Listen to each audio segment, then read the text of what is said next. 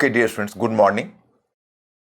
मुझे उम्मीद है कि आप लोग अच्छे होंगे। हालांकि थोड़ा सा अभी विश्व और भारत का वातावरण अस्वास्थ्यकर है, लेकिन हम लोग बहुत अच्छे तरीके से इस स्थिति का सामना करेंगे और उम्मीद है हमें कि हम लोग अपने आप को ज़्यादा बेहतर परिस्थिति के लिए तैयार करेंगे। आपको थोड़ा सा आश्चर्य होगा कि अभी जब पूरा कि विश्व यूक्रेन और रूस की समस्या को लेकर इतना चिंतित है, तो हमने धर्मनिरपेक्षता अतीत एवं वर्तमान यह टॉपिक हमारा है इस सप्ताह का। यह टॉपिक लेकर मैं आपके सामने क्यों उपस्थित हूं, इसकी कुछ वजह है जो मैं आपसे डिस्कस करूंगा, लेकिन उससे पहले मुझे एक छोटा सा अनाउंसमेंट करना है। यह लेक्चर पूरी की पूरी तरह से हिंदी में है, लेकिन मेरा एक अलग चैनल है इंग्लिश का, जिस पर मैं एक्सक्लूसिव इंग्लिश में लेक्चर डालता हूं और दोनों लेक्चर अलग अलग होते हैं, ताकि दोनों माध्यम के लोग जो बाइलिंगुअल है वो दोनों का फायदा उठा सकते हैं। जैसे उसने आपने देखा कि उसमें मैंने ट्रोलॉजी ऑफ लेक्चर्स को डाला हुआ है। पहला लेक्चर मेरा इंग्लिश में नेशनलिज्म के विषय में था कि what is the nature of nationalism and the comparison between the western nationalism and Indian nationalism. लेकिन जो सेकेंड वन लेक्चर है वो है एक्सक्लूसिव इंडियन नेशनलिज्म के ऊपर कंसंट्रेट करता है, उस पर आधारित है, जिसका नाम है how unique is Indian nationalism, मतलब कि भारतीय राष्ट्रवाद कितना यूनिक है। और तीसरा लेक्चर ट्रोलॉजी का आना है, जो संभवतः कल आपका आ जाएगा, और वह लेक्चर है जो इंडियन नेशनलिज्म के एक विशेष एस्पेक्ट को डिस्कस करता है, और उसमें एक महत्वपूर्ण व्यक्तित्व है जिनका नाम है वी डी सावरकर। तो वी डी सावरकर का जो perception of idea of India है, उसे मैं अपने स्टूडेंट्स को, अपने ऑडियंस को अवगत कराना चाहता, क्योंकि बहुत समय से वह डिमांड हो रहा था। लेकिन वी डी सावरकर के साथ उनके द्वारा जो स्थापित स्पेसिफिक नेशनलिज्म है, जिसको कल्चरल नेशनलिज्म कहते हैं, उसका मॉडल भी मैं आपके सामने प्रस्तुत करूंगा। धर्मनिरपेक्षता एक बहुत ही बड़ा टॉपिक है, बहुत महत्वपूर्ण टॉपिक है, लेकिन अभी जबकि विश्व में यूक्रेन और रूस की समस्या, जो किसी भी नेशन के लिए नेशनल डिफेंस का इशू जब इतना प्रधान है, तो मैं धर्मनिरपेक्षता का टॉपिक लेकर क्यों उपस्थित हुआ? इसलिए क्योंकि शैतान हमारे घर में तब घुसता है जब हम स्वयं कमजोर हो जाते हैं। और आप जानते हैं कि एक समय था कि केवल सिक्योरिटी की बात थी, उसमें डिफेंस या मिलिट्री सिक्योरिटी, या आप कह सकते हैं मुख्य रूप से हार्ड पावर पर विशेष बल दिया जाता था।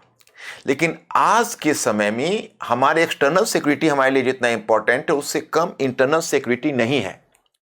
और धर्मनिरपेक्षता इंटरनल सिक्योरिटी से जुड़ा हुआ एक महत्वपूर्ण मुद्दा है। हम बहुत ही यूनिक राष्ट्र हैं, जो हमने आपको इंग्लिश वाले चैनल पर लेक्चर में भी बताया कि हम साधारण राष्ट्र नहीं, बहुत ही यूनिक राष्ट्र हैं। और आज हमारे जो राष्ट्रीय मुद्दे हैं, उसमें धर्मनिरपेक्षता का मुद्दा सबसे अहम मुद्दा है। पिछले अगर 2 महीने से आप जर्नल्स, पेपर्स, चैनल्स को ऑब्जर्व करेंगे, उनको फॉलो करेंगे, तो आपको बहुत सारे ऐसे इश्यूज मिलेंगे। कहीं एंटी कन्वर्जन लॉज का मुद्दा, कहीं काउ विजिलेंटी का मुद्दा, कहीं इलेक्शंस में हिंदू वर्सेस मुस्लिम्स का मुद्दा, कहीं सेकुलरिज्म धर्मनिरपेक्षता का मुद्दा, कहीं कल्चर नेशनलिज्म का मुद्दा। ये सारे मुद्दे हमारे दिमाग को एब्जॉर्ब करते हैं। विशेषकर जो हमारी नई पीढ़ी के बच्चे हैं, वो इन धर्मनिरपेक्षता वाले मुद्दे को लेकर काफ़ी कंफ्यूज हो जाते हैं। इसलिए मैंने विशेष रूप से रखा है present and the past communication series. मैं अतीत से लाकर जब वर्तमान तक आपको धर्मनिरपेक्षता के स्वरूप को बताऊंगा। वेस्टर्न सेकुलरिज्म क्या था, उससे इंडियन सेकुलरिज्म कैसे अलग है, क्या वेस्ट सेकुलर था या उसका एक थोथा क्लेम है, क्या British secularism, French secularism and American secularism, इन तीनों सेकुलरिज्म का मॉडल एक है, क्या हमने जो अपना सेकुलरिज्म डेवलप किया वो ब्रिटिश को फॉलो करके या ब्रिटिश का विरोध करके, क्या हमारा सेकुलरिज्म को, जो हमारी धर्मनिरपेक्षता है, उसे हम पश्चिम से आयातित मान सकते हैं? अगर नहीं तो क्या? फिर डेमोक्रेसी यानी प्रजातंत्र और धर्मनिरपेक्षता में क्या संबंध है? क्योंकि प्रजातंत्र जिस प्रकार से एक आधुनिक विचारधारा है, उसी प्रकार से धर्मनिरपेक्षता भी, धर्मनिरपेक्षता के बिना आज प्रजातंत्र सर्वाइव नहीं कर सकता। इसलिए धर्मनिरपेक्षता हमारे लिए बहुत ही अहम है। ये कोई मध्ययुगीन विचारधारा नहीं है, आधुनिक विचारधारा है। तो आइए हम लोग धर्मनिरपेक्षता को विस्तार से समझे, अतीत और वर्तमान की श्रृंखला के माध्यम से समझे, अब हमारे सामने मुद्दा है कहां से शुरू करें। तो चलिए हम आरंभ करते हैं। देखिए, मैं आपसे अनुरोध करूंगा, रिक्वेस्ट करूंगा, पीछे आप वर्ल्ड हिस्ट्री में चलें, क्योंकि यहां जो मैंने पहला सा शब्द दिया है धर्मनिरपेक्षता आधुनिक विचारधारा, यानी सेकुलरिज्म एंड मॉडर्न आइडियोलॉजी। देखिए, पहली बात है जिसे हम धर्मनिरपेक्षता बोलते हैं वह कोई मध्ययुगीन विचारधारा नहीं है, वह आधुनिकता के साथ आई। अगर आधुनिकता नहीं तो धर्मनिरपेक्षता नहीं। अब मैं इस विवाद में नहीं पड़ना चाहूंगा कि यह आधुनिकता पश्चिम की आधुनिकता है, यह आधुनिकता भारत की आधुनिकता है या किसी अन्य क्षेत्र की। लेकिन चलिए, कुल मिलाकर जब हम लोग वर्ल्ड हिस्ट्री पढ़ते हैं तो इतना तो कबूल करना पड़ता है कि हिस्ट्री वेस्ट सेंटरिक रहा है। पश्चिम में जब कोई नई विचारधारा आई है तो उस विचारधारा को बाकी महाद्वीपों को भी तरजीह देनी पड़ी, क्योंकि उस समय हम लोग गुलाम थे और हम लोगों को पश्चिम ने जो सिखाया, जो कॉलोनाइज किया, औपनिवेशीकरण किया और जो सिखाया, हम लोग ने उनकी भाषा, उनकी शब्दावली, उनके विचारों को भी अपनाया। तो यह जो धर्मनिरपेक्षता की अवधारणा है सेकुलरिज्म की, वो एक मॉडर्न फिनोमेना है। जब से मॉडर्नाइजेशन का आप आरंभ मानेंगे, अब आपके ऊपर है, डिपेंड करता है। आप अगर पुनर्जागरण से माने तो वहां भी धर्मनिरपेक्षता का तत्व है, क्योंकि कहीं ना कहीं चर्च के द्वारा जो कर्मकांड, जो उस समय जो पादरियों के द्वारा जो भोज ऑफ चैस्टिटी यानी ब्रह्मचर्य रहने की शपथ की अवहेलना की जा रही, उसकी भी आलोचना हो रही थी। प्रबोधन से माने, इनलाइटेनमेंट से, क्योंकि इनलाइटेनमेंट का एक मेजर कॉन्स्टिट्यूएंट धर्मनिरपेक्षता थी। और खास के जो फ्रांस का प्रबोधन है, प्रबोधन भी अलग अलग देशों में रहा है। अगर पर्टिकुलरली हम फ्रांस के प्रबोधन की बात करते हैं जो 18वीं सदी में आया था, तो फ्रांस में आपने बहुत सारे चिंतकों का वैसे भी डे टू डे लाइफ में आप नाम सुनते होंगे। वह वही काल 18th सेंचुरी में जब जब फ्रांस में महत्वपूर्ण चिंतक में वॉल्टेयर, जिसको माना जाता था पर्सनिफिकेशन ऑफ इनलाइटेनमेंट, जो इनलाइटेनमेंट का प्रबोधन का ज्वलंत रूप था, वॉल्टेयर, मॉन्टेस्क्यू, जीन जैक्विस रूसो, सब उसी काल के चिंतक हैं।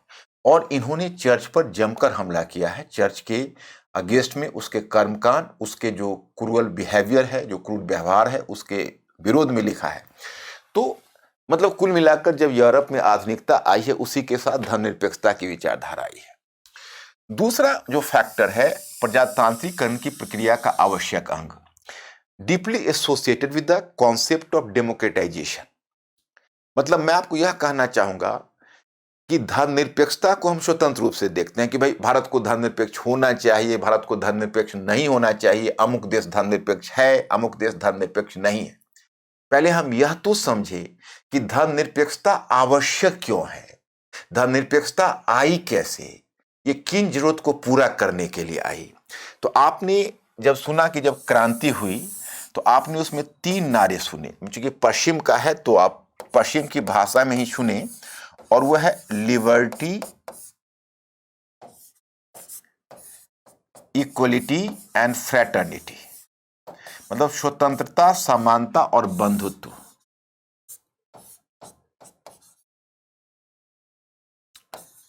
फ्रेटर्निटी, ये 3 नारे हैं और ये तीनों नारे पश्चिम में आए। तो कुल मिलाकर मुझे क्या आपको याद दिलाना होगा, आप में से बहुत लोग तो पारंगत होंगे विश्व इतिहास में, कुछ लोग होंगे जो शुरुआत करने वाले होंगे।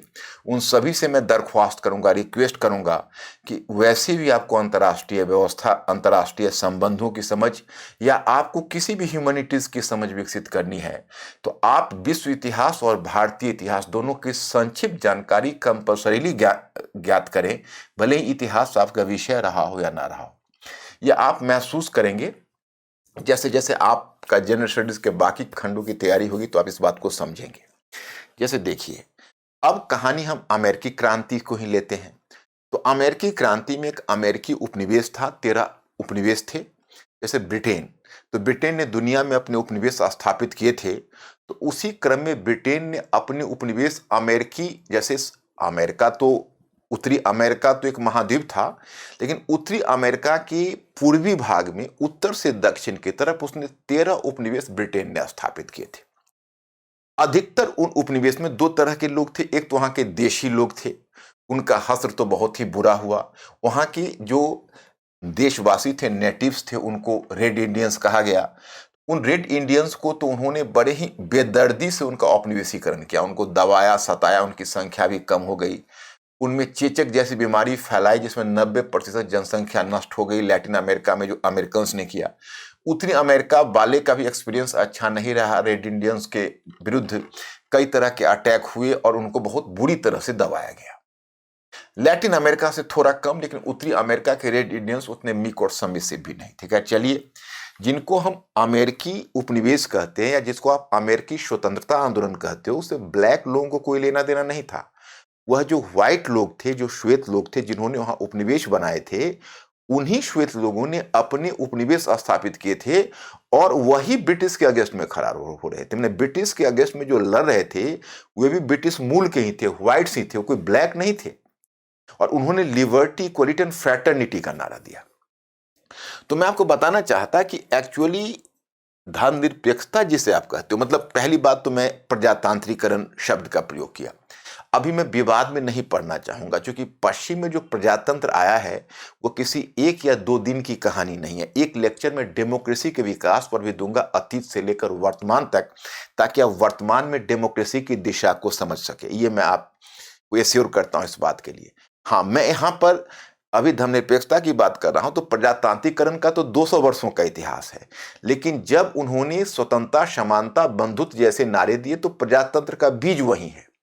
लेकिन मुद्दा यह है कि आप लिबर्टी, इक्वलिटी एंड फ्रैटर्निटी, इन तीनों में से किसी भी को भी सुनिश्चित नहीं कर सकती जब तक आप सेकुलरिज्म को सुनिश्चित नहीं करेंगे।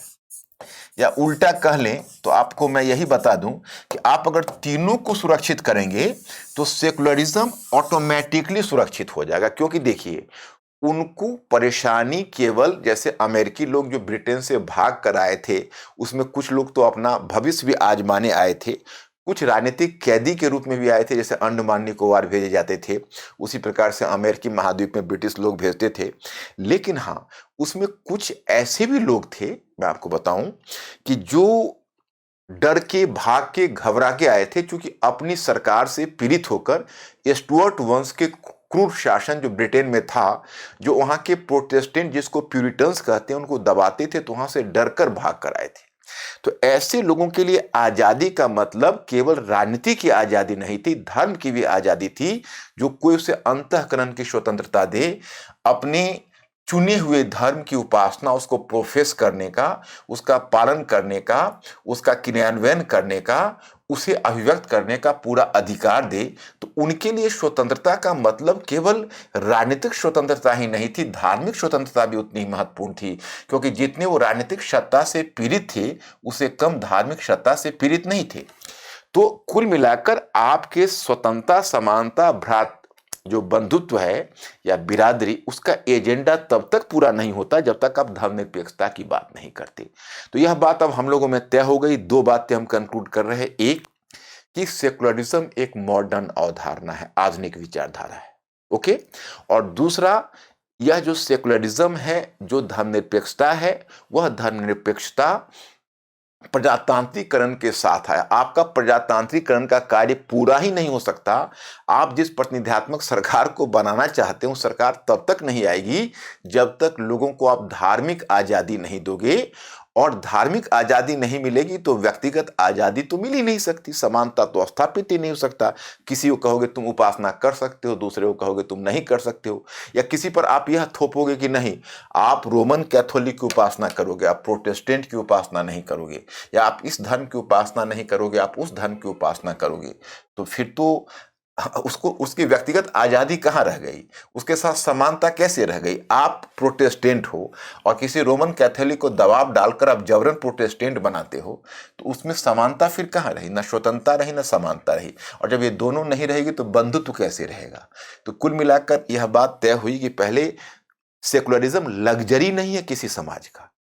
तय करना है कि अगर डेमोक्रेसी आनी है, नेशन बनना है, तो सेकुलरिज्म चाहिए होगा। ये हमारा चॉइस नहीं है, ये हमारा कंपल्सन है। पहली बात ये। अब जब पश्चिम में अमेरिकी क्रांति हुई, और मेरे वो दर्शक जो अभी जस्ट विश्व इतिहास नहीं किया होगा, वो कम से कम सुन लें।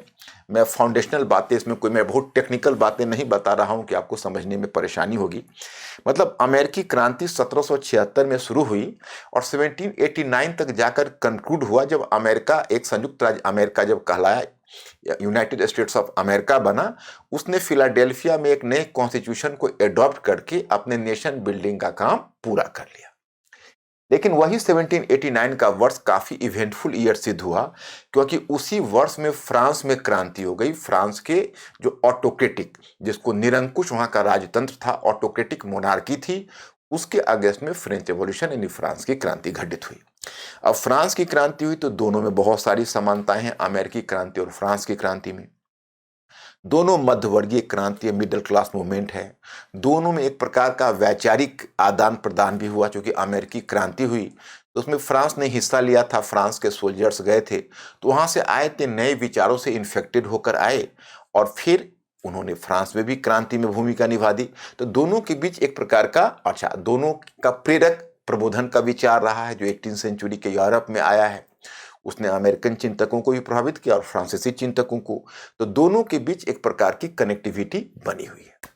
तो अब फ्रांस की क्रांति हुई तो फ्रांस ने भी अपना मॉडल अपनाया, और वह जो मॉडल है उसको भी सेकुलरिज्म का मॉडल कहते हैं। क्योंकि फ्रांस को भी मैंने ये कहना है कि जो जो लिबर्टी, इक्वलिटी एंड फ्रैटर्निटी का जो नारा आपने अमेरिकी क्रांति में सुनी थी, वो नारा और भी ज्यादा आर्टिकुलेट होकर, और भी ज्यादा वो नारा जोर शोर से, बड़ी उद्घोषणा बनकर फ्रांस की क्रांति में आई। क्योंकि उसमें 26 अगस्त 1789 को जो घोषणा हुई, वो घोषणा वर्ल्ड वाइड उसका इंपैक्ट पड़ना है, और वह घोषणा है नागरिक और पुरुष अधिकारों की घोषणा। ये दूसरी बात है कि महिलाओं के अधिकारों की चर्चा नहीं हुई उस समय के लिए, लेकिन जो मिल रहा था वही उस समय के लिए बहुत बड़ी बात थी। और वो घोषणा आई, लिबर्टी, इक्वलिटी, फ्रैटर्निटी का बहुत ही शानदार घोषणा उसमें की गई, और भी बातों को आगे बढ़ाया गया। और सेकुलरिज्म को तो आना ही था, क्योंकि अगर आपने डेमोक्रेसी की दिशा में कदम रख दिया, और फिर फ्रांस की क्रांति में तो एक और विचारधारा का समर्थन मिला है जो अमेरिकी क्रांति से उसको एक स्टेप आगे बढ़ा देता है। आप लोगों ने जीन जैक्विस रूसो का तो नाम सुना है। उसका एक जनरल विल उसको बोलते हैं, सोशल कॉन्ट्रैक्ट एक थियरी उसने दी। तो सोशल कॉन्ट्रैक्ट के सामाजिक अनुबंध का सिद्धांत दिया, जिसमें उसने यह घोषित किया, मैं उसके टेक्निकलिटीज में नहीं जाना चाहूंगा, उसने कुल मिलाकर यह घोषित किया कि संप्रभुता जनसामान्य में निवास करता है। तो चूंकि उसने संप्रभुता जनसामान्य में निवास करता है का नारा दिया, तो उसकी जो घोषणा थी वो घोषणा काफी इंपॉर्टेंट मानी गई, और उसका काफी महत्व है, क्योंकि उसमें डेमोक्रेसी का बीज आने लगा। उसमें you will just come to know कि उसमें डेमोक्रेसी जैसा बीज उभर कर आया। वो अपने आप में घोषणा काफी महत्वपूर्ण है। तो चलिए वो भी हो गया। तो आपने एक देखा फ्रांसीसी, तो एक फ्रांसीसी लेसिटी, इसमें एक टी छूट गया है, लेसिटी,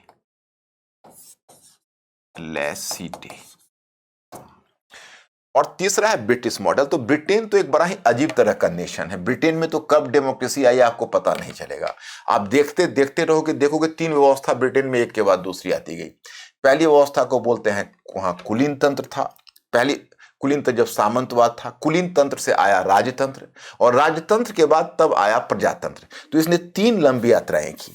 लेकिन जो ब्रिटेन का रास्ता वो बिल्कुल अलग है। जैसे अमेरिकी लोगों ने मानव के प्राकृतिक अधिकारों पर बल दिया। उन्होंने कहा कि देखिए, मानव के कुछ प्राकृतिक अधिकार हैं जो तब से मिल रहे जब तक मानव जनजात है उनको कोई सत्ता उन्हें अधीन नहीं कर सकती, कोई सरकार उसमें दखल अंदाजी नहीं कर सकती।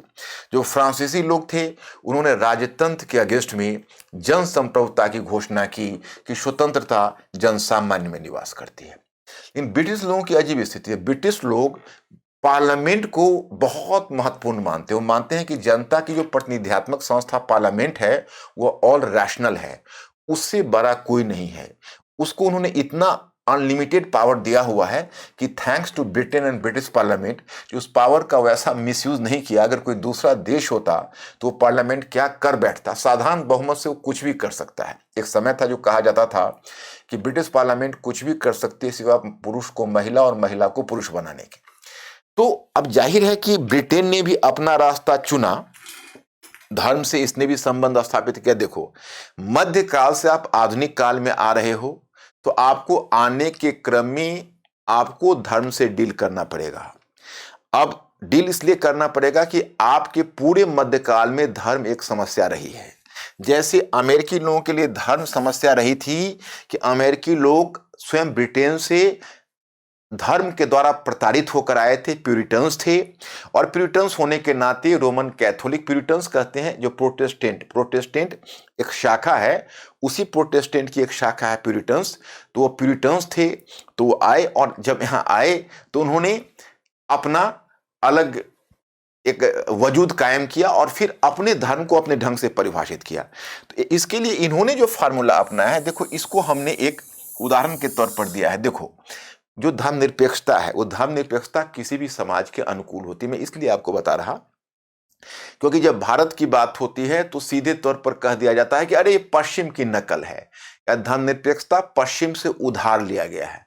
तो पहले हमारे स्टूडेंट्स और व्यूअर्स को ज्ञात हो कि पश्चिम में भी कोई यूनिफॉर्म मॉडल नहीं है। वहां पर भी आप देखोगे तो बड़ा अजीब अजीब धर्मनिरपेक्षता का मॉडल मिलेगा।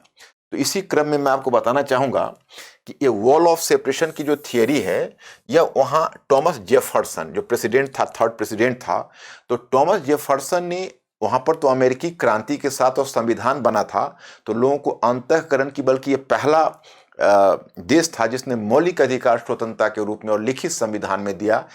संविधान तो 1789 में बना, उस समय तो प्रावधान नहीं लाया गया, लेकिन 1791 में संविधान में 10 संशोधन किए गए, और फिर उसके बाद पहला जो संशोधन है 1791 का, वही अंतःकरण की स्वतंत्रता को सुनिश्चित करता है, और अंतःकरण की स्वतंत्रता को सुनिश्चित करने वाला ये पहला राष्ट्र बन गया, मतलब फ्रीडम ऑफ कंसाइंस।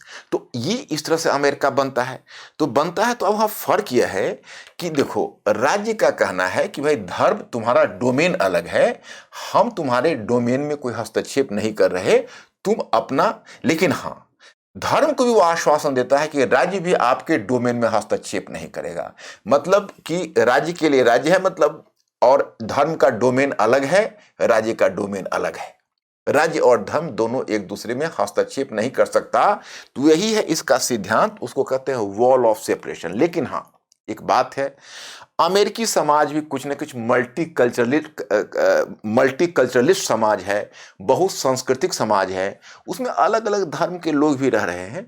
तो कोशिश यह है कि धर्म किसी के जीवन में बाधा ना हो। उसको कहा भी जाता है सैलेड बॉल इसलिए कि हर भिन्न किस्म के लोग यहाँ पर, दो कॉन्सेप्ट होता है, एक को बोलते हैं सैलेड बॉल, दूसरे को कहते हैं मेल्टिंग पॉट का मतलब है कि आपको मेल्ट होकर सिस्टम में आना है, मतलब आपको हमारी तरह बनना है अगर हमारे यहाँ रह रहे हो।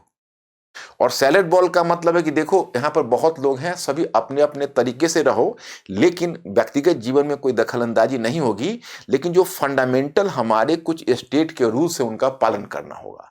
बाकी आपके व्यक्तिगत जीवन में क्या खाते हो, क्या पहनते हो, किस धर्म की उपासना करते हो, उससे हमें कोई लेना देना नहीं है। तो सैलेड बॉल है। तो इस प्रकार से वॉल ऑफ सेपरेशन भी है, लेकिन वो सैलेड बॉल भी है। तो इसलिए जो लोग हैं उनको कुछ न कुछ हद तक उनको धार्मिक स्वतंत्रता प्राप्त है, वो अपने ढंग से धर्म को प्रोफेस कर सकते हैं। राज्य धर्म के मामले में हस्तक्षेप नहीं करेगा और धर्म राज्य के मामले में नहीं। जो फ्रांसीसी मॉडल है उसको लेसिटे का जो मॉडल है, ये अपने आप में बड़ा इंपॉर्टेंट मॉडल है, क्योंकि फ्रांस में, फिर आपको इतिहास में जाना पड़ेगा, क्योंकि आज कोई भी विचारधारा है, या इसीलिए मैं इतिहास आप लोगों को बताता हूं कि थोड़ा सा बैकग्राउंड का नॉलेज होना चाहिए, क्योंकि जितनी भी विचारधारा वर्ल्ड में आई है, जितनी भी सिस्टम आए हैं, उसकी सभी का अपना एक ऐतिहासिक परिप्रेक्ष्य। हम वर्तमान में बोल रहे हैं, हमारा भी एक इतिहास है, हम इतिहास की पृष्ठभूमि को नजरअंदाज नहीं कर सकते। अब देखो फ्रांस का इतिहास, तो फ्रांस में निरंकुश शासक की परंपरा रही है। फ्रांस के निरंकुश शासक जो बुर्बन शासक थे, उनका दृष्टांत यूरोप में दिया जाता था, क्योंकि कितने ऑटोक्रेटिक रूलर थे। और सबसे बढ़कर जो लुई 14वां था, वह एक, उसको सन मोनार्क बोलते थे, बहुत पावरफुल था, और राज्य अपने आप को रोमन कैथोलिक धर्म का संरक्षक मानता था, वो रोमन कैथोलिक चर्च का भी संरक्षक मानता था। तो राज्य रोमन कैथोलिक चर्च को प्रोफेस करता था। और जो बहुत सारे फ्रांस में ऐसे लोग थे जो प्रोटेस्टेंट, देखो प्रोटेस्टेंट की एक से अधिक शाखा है, जैसे मैंने वहां अमेरिकन लोगों को प्यूरिटन्स बताया, तो यहाँ जो प्रोटेस्टेंट की शाखा है उनको बोलते थे, उन प्रोटेस्टेंट की शाखा को बोलते थे, जो फ्रांस में था, इनको ह्यूजनॉट बोलते थे, ह्यूजनॉट। यहाँ पर प्रोटेस्टेंट थे, ये सभी सॉरी प्रोटेस्टेंट की जो शाखा यहाँ पर थी, इनको प्यूरिटन कहा जाता था। जो ब्रिटेन से भाग कर आए थे ये ह्यूजनॉट थे। तो लुई 14वां ने और उसके बाद के शासकों ने भी ह्यूजनॉट्स को प्रताड़ित किया, क्योंकि वो रोमन कैथोलिक के अधिकार की बात करते थे। और उस समय एक तरह से राज्य, कुलीन वर्ग और चर्च तीनों मिले हुए थे। चर्च का अपना अलग टैक्स था जिसको टाइथ और पीटर्स पेंस कहते हैं। चर्च ने फ्रांस के लोगों को प्रताड़ित किया था। तो फ्रांस की क्रांति हुई तो उनकी लड़ाई राजनीतिक सत्ता से नहीं, धार्मिक सत्ता से भी थी। और इन्होंने सीधे लेसिटे पर बल दिया, मतलब धर्म का राज्य के मामले में कोई हस्तक्षेप नहीं। आप देखोगे जैकोबियन शासन के समय तो धर्म को बैन भी कर दिया था। वहां का जैकोबियन शासक का हेड था, आप पढ़ोगे, रॉबस्पियर। तो उसने धर्म को उसने कहा कि नहीं, तर्क पर आधारित धर्म को हम मानते हैं, हम किसी भी धर्म को नहीं मानते। उसने कंप्लीटली धर्म को बैन कर दिया। खैर बाद में धर्म को अनुमति मिली। तो 1905 में लेसिटे का मॉडल फ्रांस ने अपनाया, क्रांति के बहुत बाद। और उस लेसिटे का मतलब है कि राज्य और धर्म उसका कंप्लीट सेपरेशन है। पब्लिक लाइफ में धर्म के लिए कोई जगह नहीं। आप देखोगे ये हिजाब वाला जो मामला आता था वो अधिकतर फ्रांस में आता था। आप क्रॉस पहन के पब्लिक प्लेस पर नहीं जा सकते। आप गवर्नमेंट जॉब में हो तो पब्लिक प्लेस पर आप अपने धर्म का प्रदर्शन नहीं कर सकते। आपको उस पर रेस्ट्रिक्शन है, जैसे हिजाब पहनकर उस तरह के जो गवर्नमेंट प्लेस पर, जो पब्लिक प्लेस है, वहां पर डेमोन्स्ट्रेशन करना। तो वो आपका धर्म व्यक्तिगत चीज है, घर के अंदर रहिए, लेकिन जब पब्लिक प्लेस पर आप आएंगे you are not allowed to do that. तो ये जो चीजें वहां पर है फ्रांसीसी में, वो लेसिटे से कहीं ना कहीं प्रेरित है। अब देखो स्टेट ब्रिटिश मॉडल बड़ा अजीब है। ब्रिटिश सेकुलर नहीं थे और ब्रिटिश हमारे यहां शासन करते थे, हमें सेकुलर बनाया। अब सेकुलर प्यार से बनाया, घृणा से बनाया, वो तय करना है। जैसे ब्रिटिश के बारे में आप अगर देखेंगे तो पता चलेगा, जब ब्रिटिश में पहले मोनार्की थी तो जो मोनार्क होते थे वो रोमन कैथोलिक धर्म के साथ जुड़े हुए थे पहले। तो उसमें घटना यह हुई कि जो रोमन कैथोलिक में एक हेनरी सप्तम हुआ करता था, उसने कुछ अपना उसके व्यक्तिगत जीवन की घटना है, मैं उस घटना में नहीं जाना चाहूंगा। एक इंटरेस्टिंग स्टोरी है कि एक एनी बोलेन नामक लेडी से वो लव करता था और अपनी वाइफ कैथरीन को तलाक देना चाहता था। पोप ने उसके साथ कोऑपरेट नहीं किया तो उसने सीधा रोम से अपना संबंध विच्छेदित करके और अपने चर्च को अलग कर लिया था, जिसका नाम था एंग्लिकन चर्च। और एंग्लिकन चर्च के नाम से जिसे आप जानते हो वही ब्रिटिश चर्च था। आगे चलकर जब वो ट्यूडर वंश से जुड़ा हुआ था, ट्यूडर वंश का पतन हो गया, ट्यूडर वंश का समाप्ति हो गई, एलिजाबेथ का कोई उत्तराधिकारी नहीं था। तो एलिजाबेथ ने 1603 में अपने नाती को स्कॉटलैंड से लाया था। जब स्कॉटलैंड ब्रिटेन का हिस्सा हुआ था तो उसका नाम जेम्स फर्स्ट था। उसके डायनेस्टी का नाम था स्टुअर्ट वंश। स्टुअर्ट वंश के शासक थे वो पक्का रोमन कैथोलिक थे, फ्रेंच शासक की तरह। अब वो आए तो रोमन कैथोलिक धर्म को चलाना चाहते थे। तो जब आप ब्रिटिश इतिहास पढ़ोगे तो वहां पर आप जरूर पढ़ोगे गौरवपूर्ण क्रांति, ग्लोरियस रेवोल्यूशन। अभी भी आप चाहो तो अपना नेट वेट पर पढ़ सकते हो गौरवपूर्ण क्रांति। तो गौरवपूर्ण क्रांति में वही हुआ था। इस वंश के 4 शासक हुए थे। इस वंश का जो चौथा शासक था जेम्स द्वितीय उसका नाम था। तो वह अपने इसी तरह से रोमन कैथोलिक धर्म को प्रोत्साहन दे रहा था। और भी कई मुद्दे थे, राजनीतिक मुद्दे भी छिपे हुए थे उसमें, विदेश नीति के मुद्दे भी थे। इसी मुद्दे पर पार्लियामेंट ने एक क्रांति को लीड किया और उसके दामाद और उसकी बेटी मेरी को इनवाइट किया गद्दी के लिए। तो जेम्स सेकेंड बिना युद्ध किए हुए भाग गया गद्दी छोड़कर। इसी को इतिहास में गौरवपूर्ण क्रांति कही जाती है। उसके बाद पार्लियामेंट ने अपने धर्म के रूप में, चूंकि पार्लियामेंट पीड़ित हुआ था, मोनार्की के द्वारा रोमन कैथोलिक चर्च को बढ़ावा दिया जा रहा था, तो उसने अपने धर्म के रूप में ब्रिटेन का जो धर्म था एंग्लिकन चर्च को स्थापित किया और पार्लियामेंट उस चर्च का संरक्षक बन गया। तो विडंबना यह हुई कि ब्रिटेन में राज्य ही धर्म का संरक्षक हुआ। ब्रिटिश लोग सेकुलर उस मायने में नहीं थे, उन्हें धर्म से दूरी नहीं थी। अब मैं आपको बताता हूं कि सेकुलरिज्म के लिए कम से कम इतना तो आपको तय करना ही पड़ेगा। हालांकि इसके साथ मैं एक तीसरी चीज भी जोड़ दूंगा कि विधि के अनुसार कोई भी धर्म राज्य धर्म नहीं हो, यह शर्त होनी चाहिए। अब देखिए ब्रिटेन में क्या था कि ब्रिटेन में राज्य एंग्लिकन चर्च को संरक्षण देता था। आपको जानकर आश्चर्य होगा कि वहां पर जो हाउस ऑफ लॉर्ड्स है उसमें प्रीस्ट को भी, वहां का जो पादरी वर्ग है उसको भी प्रतिनिधित्व मिला हुआ है। उसका जो कैंटरबरी का आर्च बिशप था उसकी नियुक्ति राज्य करता था, यानी राज्य का मतलब हुआ किंग। और आपको आश्चर्य होगा कि 1850 तक चाहे कोई भी स्टूडेंट्स हो, कहीं कहीं दूसरी जगह के भी हो, लेकिन अगर वह जाते हैं ऑक्सफोर्ड या कैम्ब्रिज से, अगर उन्होंने डिग्री ली है, तो ऑक्सफोर्ड और कैम्ब्रिज से के दिन उनको जब उनका जो फाइनल फेलिसिटेशन होता था, उसमें उनको शपथ लेना पड़ता था वहां चर्च को साक्षी रखकर शपथ लेना होता था। और 2015 तक 2015 तक इमेजिन करिए, वहां किंग और क्वीन अपना स्पाउज कोई रोमन कैथोलिक नहीं ला सकता था, मतलब किसी रोमन कैथोलिक से शादी नहीं कर सकता था। मुझे तो यहां तक याद है, जॉन मेजर, बहुत पहले की 90s की बात बता रहा हूं, वो प्राइम मिनिस्टर हुआ करता था and by conviction he was a Roman Catholic, लेकिन वह चूंकि रोमन कैथोलिक को प्रोफेस करता तो प्रधानमंत्री नहीं बनता, इसलिए वो प्रोटेस्टेंट होने का एक तरह से नाटक करता रहा। और द डे वो अगर वो रिटायरमेंट लिया पॉलिटिक्स से, तो सबसे पहला काम किया कि रोमन कैथोलिक धर्म में धर्मांतरित हुआ। तो ये जस्ट मैं आपको बताना चाहता कि ये ब्रिटेन में ये ना तो ये क्राइटेरिया है, दूसरा है कि नागरिकों को अपने विश्वास के अनुकूल धर्म का पालन करने की स्वतंत्रता हो। अब देखिए, ब्रिटेन रोक नहीं रहा, आप अपने धर्म का पालन करिए, लेकिन इतने सारे रेस्ट्रिक्शन आपको लग जा रहे हैं।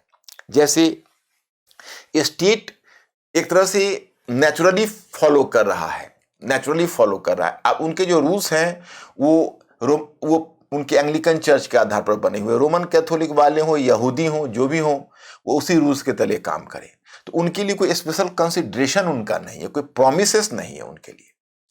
दूसरी बात यह है कि आपको आश्चर्य होगा, उस समय क्रिश्चियनिटी की जो निंदा करता, उस पर इस निंदा कानून, आप लोगों ने एक ब्लास्फेमस लॉ का नाम सुना होगा, पाकिस्तान उसके लिए नोटोरियस बन गया है, तो वह इस निंदा कानून लागू हो जाता। अगर आप यही समझ लें कि अगर कोई हिंदू या मुस्लिम जाकर ब्रिटेन में अपने धर्म का प्रचार करते, जैसे ईसाई मिशनरियां हमारे यहां करती थी, तो पता है उनको जेल हो जाती और बड़ी कड़ी से कठोर सजा दी जा सकती थी, नहीं जाते थे क्योंकि अलाउड ही नहीं था। और इतना ही नहीं, मैं आपको बताऊं कि वहां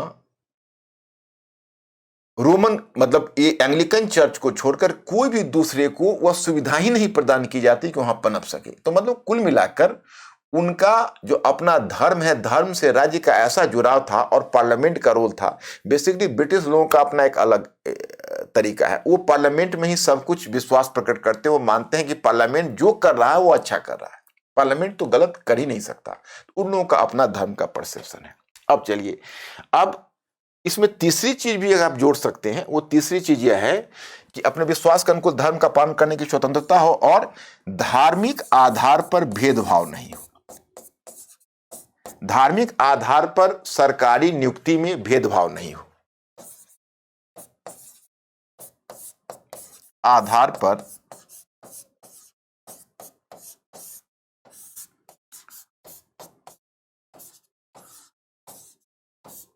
सरकारी नियुक्ति में भेदभाव नहीं हो।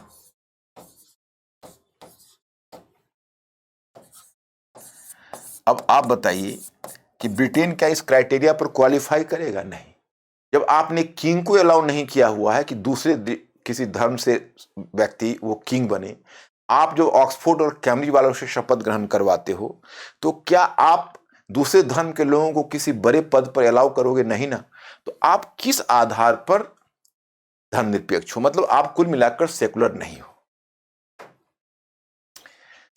अब चलिए, भारत पर आने से पहले एक मॉडल की चर्चा थोड़ी हो जाए, वह है भारत से पूर्व तुर्की के कमाल अतातुर्क का मॉडल। अब तुर्की के कमाल अतातुर्क का नाम भी कमाल है और उसने कमाल कर दिया, यू कैन नॉट इमेजिन।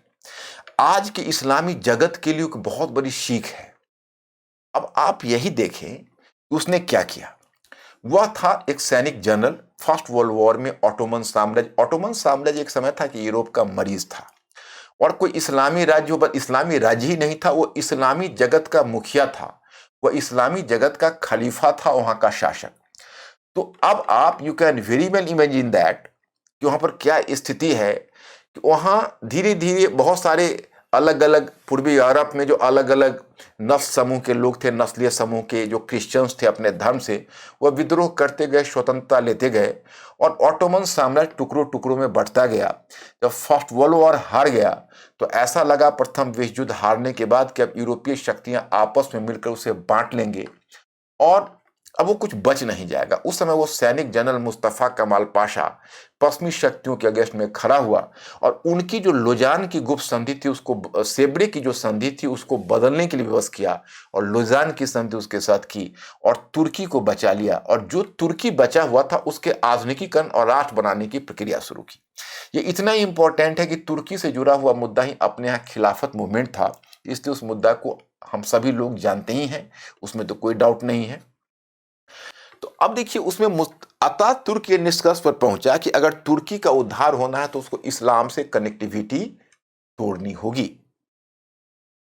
और उसने, एक सैनिक जनरल था, अपने व्यक्तिगत जीवन में तो सेकुलर था ही, अब उसने क्या किया कि खलीफा के पद को 1924 में समाप्त कर दिया, तुर्की को एक नॉन इस्लामिक स्टेट घोषित कर दिया और फिर उसने तुर्की का ऐसा पश्चिमीकरण करना शुरू किया कि एकदम जो हैट लॉज लागू करके, जो मौलवी टोपी है उसको अलग करके ब्रिटिश हैट धारण करवाया लोगों को, शुक्रवारी की जगह रविवारी छुट्टी की और अरबी लिपि के बजाय रोमन लिपि का प्रचलन शुरू कर दिया। मतलब हर क्षेत्र में उसने, इसको आप कहोगे पश्चिमीकरण, मतलब धर्मनिरपेक्षता के नाम पर उसने पश्चिमीकरण किया। ऐसा इसने कमाल अतातुर्क ने किया तुर्की में, और वैसा ही रजा शाह पहलवी ईरान में करेगा, लेकिन रजा शाह पहलवी अमेरिका के संरक्षण में करेगा, इसलिए उसको सम्मान नहीं मिलेगा। लेकिन जो अतातुर्क है उसने साम्राज्यवादी शक्तियों के विरोध में किया तो उसकी काफ़ी वाहवाही हुई है, और वह अतातुर्क का मतलब ही होता है राष्ट्रपिता, और उसने अपना नाम तक बदल लिया। उसका पहले नाम था मुस्तफ़ा कमाल पाशा, एक मुस्लिम नेम था, तो इसने नाम बदल कर लिया कमाल अतातुर्क। तो मैं आपको यह बताना चाहता कि इसने जो किया है, अब देखिए एक मॉडल आपने देखा अमेरिकन मॉडल, दूसरा फ्रांसीसी मॉडल और तीसरा ब्रिटिश मॉडल, इन तीनों के बीच भी आपस में भेद है। अमेरिका में वह लेसिटे नहीं है, वैसा विभाजन नहीं है। अमेरिका में आप देखोगे यहां पर आप धर्म का कोई अभिव्यक्ति नहीं है। अमेरिका में अलाउड है कि ठीक है आप अपने धर्म को परसू करिए, राज्य आपके मामले में हस्तक्षेप नहीं करेगा, लेकिन हाँ पब्लिक लाइफ में आप धर्म को इंपोज नहीं कर सकते हो। ये अमेरिका का अप्रोच है। फ्रांस का अप्रोच अलग है, ब्रिटेन का तो बात ही मत पूछिए, मैंने आपको बताया स्टेट रिलीजन है। और यहां अब जब अतातुर्क के मॉडल पर आते हो तो वह एक अलग तरह की चीज है, जिसको धर्मनिरपेक्षता कहने के बजाय सीधे पश्चिमीकरण कहें, और जो सीधे किसी पश्चिम के समाज से लाया गया और तुर्की समाज पर ऊपर से आरोपित कर दिया गया। तो इसका एक अलग खतरा होता है। अगर धर्मनिरपेक्षता आपके समाज के अनुकूल नहीं है, आपने देखिए अब कोई चीज आप इंपोर्ट करते हो, लेकिन उस इंपोर्टेड चीज को आपको अपनी परिस्थितियों में ढालना पड़ेगा, देशीकरण करना होगा, तब वो आपका अपना होगा। और उसको ज्यों का त्यों आप एडॉप्ट करने की कोशिश करोगे तो आपके समाज और आपके जीवन का हिस्सा नहीं बनेगा।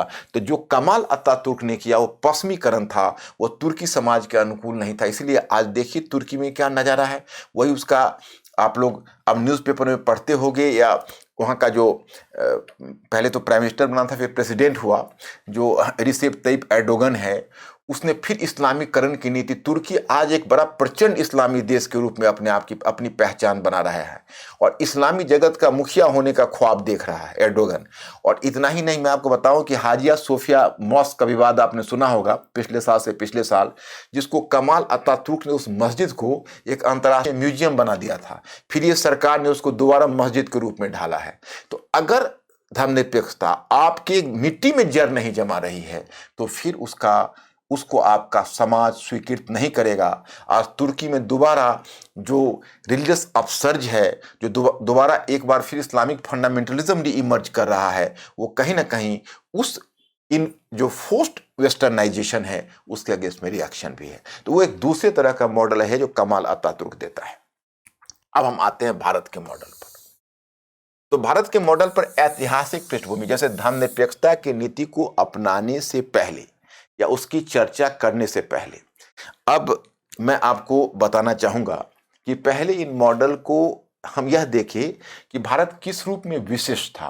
और जिस समय ये मैं आज़ादी के बाद की बात कर रहा हूं, आज़ादी से पहले का समाज और आज़ादी के बाद हमारे सामने चुनौती आई, मतलब हमने किन परिस्थितियों में इस धर्मनिरपेक्षता को अपनाया वह ज्ञान करना है। जैसे देखिए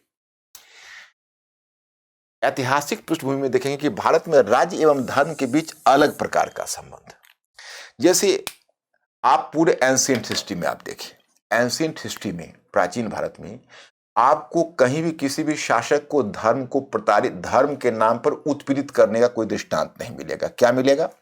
तो वहां पर मिलेगा एक ही शासक, जैसे पल्लव शासक है, तो पल्लव शासक ने एक तरफ ब्राह्मण पंथ को भी संरक्षण दिया और बौद्ध पंथ को भी। चालुक्य शासक है, ब्राह्मण पंथ को भी संरक्षण दिया और जैन पंथ को भी। अशोक सम्राट को देखिए, अशोक महान, तो वो बुद्धिस्ट था लेकिन बाकी ब्राह्मणों को भी, आजीविकों को भी, सभी को संरक्षण देता है।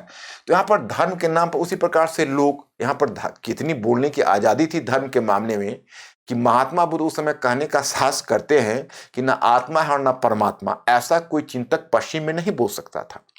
उसी प्रकार से आगे कबीर दास तुम देखोगे, जो मध्यकाल में जिस तरह से दहाड़ रहे और हिंदू और मुसलमान दोनों के कर्म कांडों पर खुला चोट कर रहे, वो आज के युग में भी, आज मॉडर्न एज में भी उतना खुला बोलना शायद दुनिया में अलाउड नहीं होता। आप समझ सकते हो अपने देश में भी अगर एक मिनट के लिए, क्योंकि भारत की परंपरा ऐसी रही है कि यहाँ विचारों को बहुत दबाया नहीं जा सकता, लेकिन बाकी हिस्सों में जिस तरह से कबीरदास की वाणी होती थी उस तरह से उसको अभिव्यक्त करना आज की तारीख में मुश्किल हो जाएगा।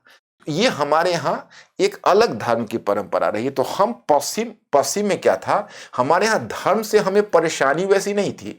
हमारे यहाँ धर्म जैसे जिसको आप कहोगे अंतर धार्मिक तनाव, हम अंतरा और अंतर, जैसे एक है inter religious conflict. Inter religious का मतलब है कि एक सेक्ट है, दूसरा सेक्ट है, तो एक सेक्ट यहाँ पर आप शैव और वैष्णवों में संघर्ष हो गया, बौद्धों और ब्राह्मणों में, बौद्धों और वैष्णवों में खुला राइट छिड़ गया, ऐसा नहीं देखोगे, बल्कि बुद्ध को भी विष्णु का नवा अवतार घोषित कर दिया गया। तो इस तरह का दृष्टांत नहीं मिलेगा। इक्का दुक्का शासक पुष्यमित्र के बारे में दावा है कि बौद्धों को प्रताड़ित किया, इट प्रूव्ड रॉन्ग, ये गलत सिद्ध हुआ। और शशांक एक बंगाल के शासक के बारे में ऐसा कहा जाता है, अब वही बस एक है जो उसने बौद्ध वृक्ष को नष्ट किया, अदरवाइज ऐसी दृष्टांत मिलेंगे नहीं। तो पहली बात तो यहां पर भारत का ही है। दूसरा क्या है, तो इसलिए पश्चिम में क्या था कि पश्चिम में लोग धर्म से प्रताड़ित कहते थे हम धर्म से दूर रहेंगे, यहां पर कहने की जरूरत नहीं है क्योंकि धर्म हमारे लिए समस्या नहीं थी। हाँ, मध्यकाल में शासक मुस्लिम थे और इस्लाम की प्रकृति थोड़ी अलग थी। वहां राज्य और धर्म में बहुत ज्यादा सामंजस्य था। राज्य का उद्देश्य होता था धर्म का संवर्धन, और उनकी घोषित नीति इस्लाम का था दारुल हर्ब को दारुल इस्लाम बनाना, मूर्ति पूजकों के देश को वह देश बनाना जहां इस्लाम के कानून लागू होते हैं। तो इस्लाम का तो नजरिया अलग है, इस्लाम का की तो दुनिया अलग है, इस्लाम की तो समझ अलग है, तो वहां उनका तरीका है। लेकिन जब वो हिंदुस्तान में आए तो संख्या मुसलमानों की कम थी और हिंदू बहुसंख्यक थे, तो उनको भी समझौता करना पड़ा। आप मंदिर तोड़ने की घटना सुनोगे, जिहाद का भी जहां तहां नारा सुनोगे, लेकिन वो अधिकतर युद्ध की परिस्थिति में होता था। शांति की परिस्थितियों में देखिए पालन करना होता था। हिंदुओं के धार्मिक अस्मिता की रक्षा और उनकी धार्मिक अस्मिता में हस्तक्षेप न करना, यह मुस्लिम शासकों की भी नीति रही है। अलाउद्दीन खिलजी ने उसी समय कह डाला था, मैं नहीं जानता हूं शरीयत क्या कहता है और नहीं कहता है, मैं वही करता हूं जो राज्य के हित में। आप कोई भी शासक देखिए, शेरशाह ने जो अपने सराय बनवाए, तो उसके सराय में आप पढ़ोगे कि हिंदू और मुस्लिम दोनों बावर्ची रखे जाते थे, हिंदू रसोईया भी और मुस्लिम रसोईया भी, ताकि हिंदू और मुस्लिमों को अलग अलग भोजन परोसा जाए या मिले, क्योंकि उनका चॉइस है, किसी के चॉइस में डिस्टर्बेंस ना हो। तो यहाँ की तो पद्धति ऐसी थी कि जो आते थे धीरे धीरे ढलते चले जाते थे। अकबर की तो बात ही मत पूछिए। और सबसे बड़ी बात है कि सिविल लॉज में हिंदुओं के लिए हिंदू कानून, मुसलमानों के लिए मुस्लिम कानून। हाँ, ये जरूर है, फौजदारी कानून में मुस्लिम कानून चलते थे। तो इस प्रकार से सिविल लॉज दोनों के लिए अलग अलग थे। तो इसलिए हमारे यहाँ मध्यकाल में भी धर्म की प्रताड़ना वैसी बड़ी समस्या नहीं रही जैसे पश्चिम में यूरोप में रही। वहां पर रोमन कैथोलिक प्रोटेस्टेंट के नाम पर बहुत ज्यादा रक्त बहाया गया। तो हम लोग धर्म से पीछे हटते हैं या राज्य को बिल्कुल धर्म से पृथक होनी चाहिए, ऐसा थ्रस्ट हमारे मन में नहीं आया जैसे पश्चिमी चिंतकों को आया। दूसरा, ब्रिटिश सरकार के द्वारा धर्मनिरपेक्षता का मॉडल आरोपित। अब देखिए, कुपथ कुपथ रथ दौड़ाता है, पथ निर्देशक आज वही है। हमारे यहां धर्मनिरपेक्षता की नीति किसने लागू की? तो ब्रिटिश ने लागू की, जो स्वयं धर्मनिरपेक्ष नहीं था। तो धर्मनिरपेक्षता की नीति क्यों लागू की? वो ऐसा चाहता था कि हमारा समाज उसके समाज से आगे निकल जाए? नहीं, उसने धर्मनिरपेक्षता की नीति मजबूरी में लागू की। वो हमारे धार्मिक पंथों से घृणा करता था। उसका मानना था कि ब्रिटेन में एक ईसाई धर्म है जिसको हमने राजधर्म की तरह इस्तेमाल कर लिया। हिंदुस्तान में हम राजधर्म नहीं बना सकते। अगर हम ईसाई धर्म को, वो डरते, ईसाई मिशनरियों को अनुमति दी धर्म प्रसार का, लेकिन डर रहे थे। 1813 के बाद अनुमति दी, उससे पहले नहीं। वो भी डर रहे थे, डरते हुए देख रहे थे, खासकर 1857 के रिवोल्ट के बाद, कि नहीं कहीं ऐसा ना हो कि भारतीयों के मन में एक आक्रोश आ जाए। मैं आपको एक पुस्तक का दृष्टांत देता हूं। कुछ पुस्तकों का दृष्टांत मैं देना इसलिए वाजिब समझता हूं क्योंकि ये सब अभी लेटेस्ट में निकली हुई पुस्तकें हैं और इन पुस्तकों के अपने कुछ विचार हैं, अपना कुछ दृष्टिकोण है। मैं ये नहीं कहता, आपको मोटिवेट नहीं करता कि भाई आप इसको पढ़िए। हाँ, हमारे इस ऑडियंस में कुछ ऐसे भी हैं जो स्टूडेंट्स नहीं हैं और थोड़ा वो ऊपर उनके पास समय है, तो वैसे ही लोग अध्ययन कर सकते हैं। लेकिन जो स्टूडेंट्स हैं उनके पास, मैं बार बार स्पष्ट करूँ, स्टूडेंट्स के पास पुस्तक अध्ययन का वक्त नहीं होता है। आप लोग भी उसके लिए प्रयास ना करें। लेकिन मैं एक उदाहरण देना चाहता हूँ, रिपब्लिक ऑफ रिलीजन इस पुस्तक का नाम है, और बहुत ही मैं समझता हूं कि बड़ा यंग और बड़ा प्रोग्रेसिव टेम्परामेंट वाला यह लॉयर है, अभिनव चंद्रचूड़। इसकी मैंने कई पुस्तकें पढ़ी है और सीएए पर भी इसका मैंने सुना था। बहुत बढ़िया बोलते हैं, ये यंग लड़का है।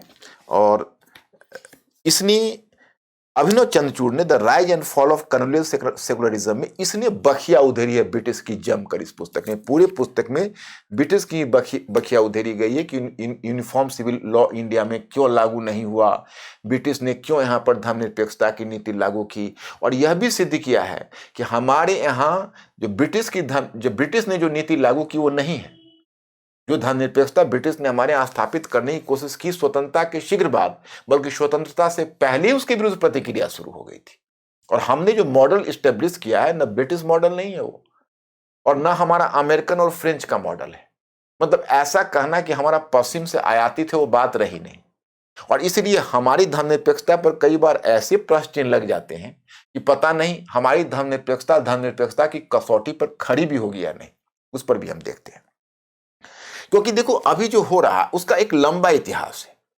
कोई ऐसी बात नहीं है कि ये आज की घटना घटित है इसलिए, और यह बेनिफिट आपको हिस्ट्री में है कि आप हिस्ट्री में पीछे की चीजों को देखकर वर्तमान का मूल्यांकन कर सकते हो। तो मुझे लगा कि आप लोगों को जानना चाहिए। आप लोग हिस्ट्री की इन बातों का मूल्यांकन वर्तमान के परिप्रेक्ष्य में कर सकते हो। तो ये पुस्तक देखी मैंने और बहुत इससे मुझे सेटिस्फेक्शन मिला। I am much impressed with this book. तो इसमें जो ब्रिटिश सरकार के द्वारा धर्मनिरपेक्षता का मॉडल लागू किया गया, चूंकि वह किसी भारत के धार्मिक पंथ को उस लायक नहीं समझते थे कि जिसको राजधर्म बनाया जाए, घोषित किया जाए, और दूसरी तरफ वो नहीं चाहते थे कि हम अपना जुड़ाव भारत के किसी धर्म से करें। इसको हीथेन बोलते थे, बर्बर धर्म बोलते थे, तो उसे नहीं जोड़ना चाहते थे। दूसरी तरफ वह यह भी नहीं चाहते थे कि हम ब्रिटिश धर्म जो एंग्लिकन चर्च है वो भारत में लागू करें, क्योंकि वो जानते थे कि विद्रोह होगा और फिर लोग ईंट से ईंट बजा देंगे। इसलिए ऐसी हिम्मत भी उनमें नहीं होती थी। उन्होंने बेहतर यही समझा कि हम धर्म के मामले से दूर रहें, और वो भारतीय ट्रस्टी के हाथों में ही धर्म का मामला छोड़ दिया कि इंडियन ट्रस्टी अपने इंडियन धर्म को संभाले, और हम धर्म के मामले में बिल्कुल ही निष्पक्ष हैं, राज्य को धर्म से कोई मतलब नहीं है। इतना तक कि उन्होंने कहा कि हमें लोगों के अपने जो व्यक्तिगत रीति रिवाज, परंपरा और व्यक्तिगत जो उनका जो कानून है उनमें भी हमको दखल अंदाजी नहीं करनी। उनका अपना जो पर्सनल लॉ है, जो उनके उत्तराधिकार संबंधी नियम है, जो उनके विवाह संबंधी, तलाक संबंधी नियम है, उसमें हमें छेड़छाड़ नहीं करना। और यह नियम 1772 में सबसे पहले वारेन हेस्टिंग्स ने लागू किया। उसने कहा कि हिंदुओं को हिंदू कानून के अनुसार और मुसलमानों को मुस्लिम पद्धति से शासन होगा, उसमें राज्य की दखलंदाजी नहीं होगी। और उसने एक तरफ हिंदू कानून की व्याख्या के लिए ब्राह्मण पुरोहितों को लिया, और उधर उसने उलेमाओं के सहयोग से मुस्लिम कानूनों की व्याख्या की। बाद में उसने अपने लॉज ही बना लिए, laws of Gentoo, the code of Gentoo law. Gentoo हिंदुओं को जेंटू बोलते थे, तो code of Gentoo laws, Colebrooke's digest. तो फिर उन्होंने हिंदू और इस्लाम मुस्लिम लॉज के अपने जो उनके थे, उनके उसने अपने अलग कोड ही बना लिए, तो फिर उनको बिचौलिए की जरूरत नहीं रह गई। इसी प्रकार से संचालन हुआ। हाँ, आप लोगों ने मैकाले, लॉर्ड मैकाले का नाम सुना होगा। तो लॉर्ड मैकाले 1833 में जब इंडिया में चार्टर आया था, तो लॉर्ड मैकाले को विधि सदस्य के रूप में लाया गया था, और लॉर्ड मैकाले ने ही मैकाले संहिता बनाई थी। हालांकि चूंकि मैं ये कॉम्प्लिकेशन यहाँ आपको नहीं समझा पाऊंगा, लॉर्ड मैकाले पर पश्चिम की उदारवादी विचारधारा का प्रभाव था और वारेन हेस्टिंग्स पर प्राच्यवादी विचारधारा का प्रभाव था। तो लॉर्ड मैकाले तो यह कह के आया था कि भाई हम भारत के कानूनों का संग्रह बनाएंगे। भारतीय एक्चुअली एक जेरेमी बेंथम पश्चिम के चिंतक हुआ करते थे, जो ब्रिटिश चिंतक, तो उनका कहना था कि भाई भारतीय न्याय व्यवस्था में बहुत सारे दोष है, यहाँ पर विधियों का संग्रह नहीं मिलता, अधिकांश जो विधि हैं वह विधि बदल जाते हैं हर कदम पर, तो एक संहिताकरण होना चाहिए। कुछ विधियां क्रूर हैं, क्रूअल हैं, जिनको लागू करना मुश्किल है, और यहाँ पर लोगों को दैहिक स्वतंत्रता नहीं है, मैंने फौजदारी में कि इसको है आप दैहिक स्वतंत्रता, यानी आपने हैबियस कॉर्पस का नाम सुना होगा, तो हैबियस कॉर्पस नहीं है, मतलब लोगों को जब एक बार अंदर जाती है जेल तो उनको फिर बाहर निकालना मुश्किल हो जाता। तो ये सब तरह की बातें उसने की। तो यही हुआ कि 1833 में वो एक अलग कोड बनाएंगे, जिसको 1830s में एक कोड बनाएंगे जिन्हें मैकाले कोड कहा गया। 1837 में उन्होंने कोड बनाया भी, लेकिन उन्होंने कहा कि देखिए हम जहां तक एक रूपता ला सकते थे वहां तक लॉ में एक रूपता लाई, लेकिन जहां तक विविधता है उसको हमने बनाए रखा है। और हमारी सबसे बड़ी चीज सर्टेनिटी है, एक निश्चित लॉ हो, सभी की अलग अलग लॉ हो। हिंदू लॉ को हम सम्मान करते हैं, मुस्लिम लॉज को उसमें हम छेड़छाड़ नहीं करते। हमने केवल उसको कोशिश की कि जहां यूनिफॉर्म हो सकता है वहां कर ले, बाकी उनकी डाइवर्सिटीज बनी रहे। यही उसका था।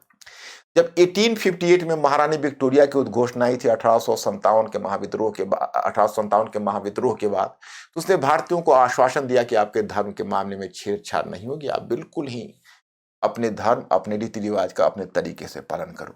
तो ब्रिटिश ने हमारे उन चीजों से दूरी बना ली, पर्सनल लॉज तक को भी टच नहीं किया, और हमारे यहाँ किसी प्रकार की प्रशासनिक एकरूपता या हमारे जो जिसको कहते हो जो यूनिफॉर्म सिविल कोड वह बनाने की कोशिश ही नहीं की, और हमारे ऊपर से धर्मनिरपेक्षता को आरोपित किया। तो यही जो आपका नेक्स्ट पॉइंट है वह है ब्रिटिश सरकार के द्वारा धर्मनिरपेक्षता का मॉडल आरोपित।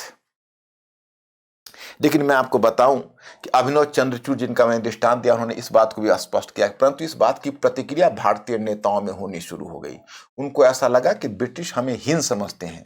तो जानते हैं पहली बात 1935 के अधिनियम में, 1930, हालांकि उससे पहले भी मैं आपको बताऊं कि इन्होंने तो कहा था कि मैं किसी के व्यक्तिगत धर्म में या व्यक्तिगत सामाजिक मुद्दे में मैं हस्तक्षेप नहीं करूंगा।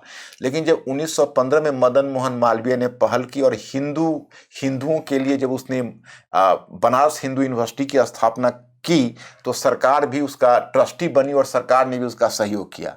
तो सरकार का जो सहयोग है, सरकार का जो डोनेशंस या हर कुछ मिला, ये अपने आप में नई चीज थी, नहीं तो वो बनारस हिंदू यूनिवर्सिटी को नहीं दे पाता। और वही चीज 1916 में उसने किया है अलीगढ़ मुस्लिम विश्वविद्यालय को। अलीगढ़ मुस्लिम विश्वविद्यालय का भी सरकार ने अपने ट्रस्ट में रखा और उसको उसने अपने ढंग से अनुदान दिया, जबकि यह उस सरकार की नीति के विरुद्ध था। और जब 1935 का अधिनियम आया, भारत सरकार अधिनियम, तो उसमें ब्रिटिश इस बात से अवगत हो गए कि अब प्रांतों को हम शक्ति देने जा रहे हैं। तो पहली बार ब्रिटिश ने प्रांतों को और प्रांतीय सरकारों को शक्ति दी कि वह धार्मिक या किसी सामाजिक रीति रिवाज के मुद्दे पर वह पहल करके कानून बना सकते हैं और फिर सरकार उसे अप्रूवल दे देगी। तो पहली बार 1937 में जो मुस्लिमों का मुस्लिम पर्सनल लॉ बना है 1937 में, जिसमें मुस्लिम लीग के लीडर्स ने स्वयं अपनी पहल पर बनाई, नहीं तो पहले मुस्लिम पर्सनल लॉ भी नहीं था। तो आप कहेंगे भाई मुस्लिम पर्सनल लॉ का फायदा क्या था? तो उसका फायदा यह हुआ कि मुस्लिम पर्सनल लॉ में कम से कम हिंदुस्तान के सारे मुसलमानों के लिए तो एक लॉ बन गया। आप समझ लें, पहले क्या था कि हालांकि उसमें केवल उत्तर पश्चिम सीमा प्रांत अलग रहा, उसमें शामिल नहीं हुआ, बाकी जितने भी क्षेत्र थे सबके लिए, मुस्लिमों के लिए एक पर्सनल लॉ बन गया। लेकिन पहले यह था कि हर क्षेत्र में के जो मुसलमान थे, गुजरात के मुसलमान थे, बंगाल के मुसलमान थे, अब संयुक्त प्रांत के मुसलमान थे, वो हिंदू लॉज के द्वारा गाइडेड होते थे। पहली बार जो मुसलमानों का मुस्लिम पर्सनल लॉ बना तो कम से कम सारे मुसलमान एक लॉ से गाइडेड होने लगे। अन्यथा सबके अलग अलग लॉज थे, अलग अलग चलते थे, कोई स्टैंडर्ड नहीं हुआ करता था। तो आप समझ सकते हो। लेकिन 1937 के बाद 35 के बाद उनको इस प्रकार का करना पड़ा और यह प्रतिक्रिया हुई। फिर इतनी ही प्रतिक्रिया नहीं हुई, स्वतंत्रता के बाद क्या क्या प्रतिक्रिया होगी वह देखोगे। क्योंकि देखो ये पॉइंट बड़ा इंपॉर्टेंट है आपके लिए। अभिनव चंद्रचूड़ कहते हैं कि स्वतंत्रता के बाद तुम देखोगे कि हमारे नेताओं ने कुछ धर्मनिरपेक्ष मुद्दों से समझौता किया। एक तो मंदिरों को ट्रस्ट को देना शुरू किया कि भाई रिसोर्सेस का मिसयूज होगा, इसलिए मंदिर का प्रबंधन उन्होंने सरकारी हाथ में लेना शुरू किया। एक तो यह बात हुई। दूसरी बात देखोगे, जो हमारा संविधान जो बनकर तैयार होगा उसमें अधिकारियों को एक चॉइस तो दिया जाएगा, उसमें गॉड को संविधान में लाया गया कि कोई अगर ईश्वर को भी साक्षी रखकर शपथ लेना चाहे तो उन्हें शपथ लेने की अनुमति होगी। पहली बार गॉड को लाने की बात हो गई। फिर इतना ही नहीं, आप यह भी देखोगे जो राज्य सरकारें हैं, कुछ राज्य सरकारें, उन्होंने अपने अपने गो रक्षा की बात की और गो हत्या पर पाबंदी लगाई। और गांधी जी और नेहरू जी के प्रभाव भी तो संविधान पर पड़े कि कम से कम राज्य के नीति निर्देशक तत्वों में आपने देखा कि गो और बछड़े की रक्षा या दुधारू मवेशियों की रक्षा में कहीं ना कहीं गाय को बचाने का ही प्रयास था। तो मतलब ये मैं आपको बताना चाहता कि ये चंद्रचूड़ ये कहते हैं कि कहीं ना कहीं वो जो ब्रिटिश के अगेंस्ट में जो हमारी भारतीय राष्ट्रवादी प्रतिक्रिया थी, वो उनकी धर्मनिरपेक्षता की प्रतिक्रिया में कहीं ना कहीं इस दिशा में लेती चली गई। तो खैर वो मैं आगे चर्चा करूंगा, इसकी मैंने एक झलक दे दी। अब यहां पर देखो, विभाजन से उत्पन्न मनोविज्ञान तथा हिंदू संगठनों का दबाव। अब देखिए, ये एक बहुत बड़ी समस्या आई।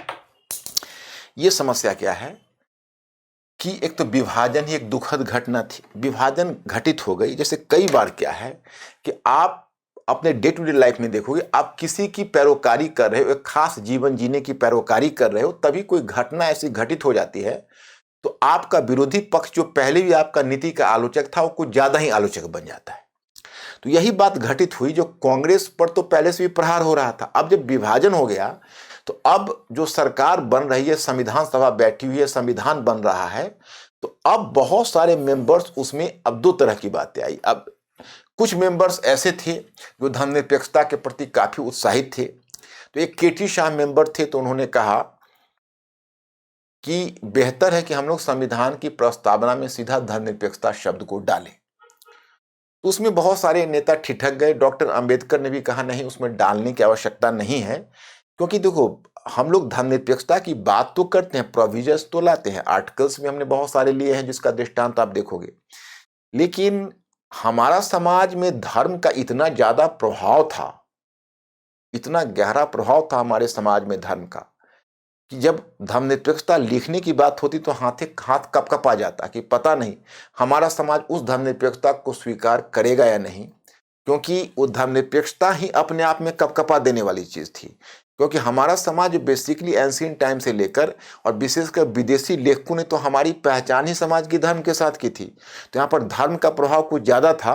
तो केटी शाह के इस प्रपोजल को अस्वीकार कर दिया गया। दूसरी तरफ जो कुछ हिंदूवादी संगठन थे वो बहुत ज्यादा आर्टिकुलेट हो गए, जैसा आप जानते हो हिंदू महासभा ही थे, बीडी सावरकर वगैरह थे, या फिर उधर आप देखो कि कुछ हिंदूवादी संगठनों में सांस्कृतिक संगठन भी थे आरएसएस की तरह। तो इन सभी का कहना यह था कि अब पाकिस्तान बट गया। जैसे मैंने एक लेक्चर सुना था प्रोफेसर इरफान हबीब का, तो जहां तक मुझे ध्यान है प्रोफेसर इरफान हबीब ने एक घटना का दृष्टांत दिया था। उन्होंने कहा था कि घनश्याम दास बिरला ने भी इस बात को उठाया था और वल्लभ भाई पटेल को कहा था कि अब तो पाकिस्तान अलग हो गया, तो अब तो मुद्दा ही समाप्त है, तो क्यों ना हम लोग अब हिंदू राष्ट्र भारत को कर दें। तो वल्लभ भाई पटेल ने जवाब दिया कि अगर हमें हिंदू राष्ट्र ही बनाना रहता तो हम जेल क्यों जाते। तो खैर ये तो एक तरह का तर्क हुआ, अब पता नहीं, जो मैंने एक सुना कहीं तो मैंने दृष्टांत आपको दिया। दूसरी तरफ आप देखेंगे कि बहुत सारे ऐसे हिंदुत्व संगठन थे, उनको कहते थे अब अड़चन क्या है, जब पाकिस्तान अलग हो गया, उसने खुलकर अपने आप को इस्लामी राष्ट्र बना लिया, तो हम हिंदू राष्ट्र अपने आप को क्यों नहीं बनाते। अब देखिए, इसका विरोध पंडित जवाहरलाल नेहरू तो बिल्कुल ही कर रहे थे और संविधान सभा में वल्लभ भाई पटेल कर रहे थे, हर लोग कर रहे थे, मतलब हिंदू राष्ट्र बनने, और महात्मा गांधी खुलकर कर रहे थे। अब मैं यहां पर बताऊं, दूसरा मुद्दा यह आ रहा था गोरक्षा। अब अरुण कुमार पोद्दार थे, कल्याण लिखते थे, उन्होंने गोरक्षा के मुद्दे को उठाया कि एकदम बिल्कुल संविधान में प्रावधान होना चाहिए कि गोरक्षा हो, गायों की पूरी तरह से रक्षा हो और गोरक्षा का उसका वध नहीं हो गायों का। तो इसमें गांधी जी का दृष्टांत आता है। देखो ये सब बड़ा डिस्प्यूटेड मुद्दा होता है, इसलिए मैं सबका प्रमाण के साथ आपके सामने उपस्थित हूं। ये बुक है इंडिया इन 19 ये बुक का नाम है इंडिया इन 1950s और ज्ञानेश कुदेशिया इसका ऑथर है। और इसमें इस बुक में आप देखेंगे कि इसमें एक चैप्टर है धर्मनिरपेक्षता पर, जो डेमोक्रेसी अनसर्टेन जर्नी करके एक चैप्टर है। और उसमें इस बात को हाईलाइट किया गया है कि कैसी उस समय की परिस्थिति में एक धर्मनिरपेक्षता वाला मुद्दा, तो उसमें गांधी जी का एक दृष्टांत दिया गया है। उन्होंने कहा है कि गांधी जी को जो मुद्दा पूछा गया, तो गांधी जी तो आप जानते हो कि गाय को काफी सम्मान करते हो, कहते हैं कि हिंदू गाय को पवित्र मानते हैं और माने, हिंदुओं को पूरा हक है गाय को पवित्र मानने का। लेकिन इसी में दृष्टांत दिया है कि गांधी जी ये कहते थे कि लेकिन उन्हें यह दबाव नहीं डालना चाहिए कि मुसलमान भी गाय को पवित्र माने या गो हत्या पर पाबंदी लगे। तो उनका कहना था कि अगर हम ऐसा डिमांड करते हैं तो इससे कन्फ्यूजन होगा और परस्पर तनाव बढ़ेगा। उनका ये कहना था कि अगर इस तरह का डिमांड आप करते हो तो फिर कल को पाकिस्तान का हुक्मरान यह कह सकता है कि वह मूर्ति पूजा नहीं चलेगी। आप कहोगे गो हत्या नहीं चलेगी, तो कल को वो बोलेंगे मूर्ति पूजा नहीं चलेगी, तो फिर एक बहुत बड़ा अपकार हो जाएगा। इसलिए मैं आपको यह कहना चाहूँगा कि नहीं, ऐसा नहीं होना चाहिए। तो ये एक दृष्टांत देखो, यहाँ पर ये पेज संख्या 117 में ये चीज़ यहाँ पर दी हुई है। तो ये एक रिप्यूटेड ऑथर है और इनका यह दृष्टांत है। लेकिन आप कहोगे कि मैं एक वर्जन सुना रहा हूं, नहीं, मैं एक वर्जन नहीं सुनाता हूं।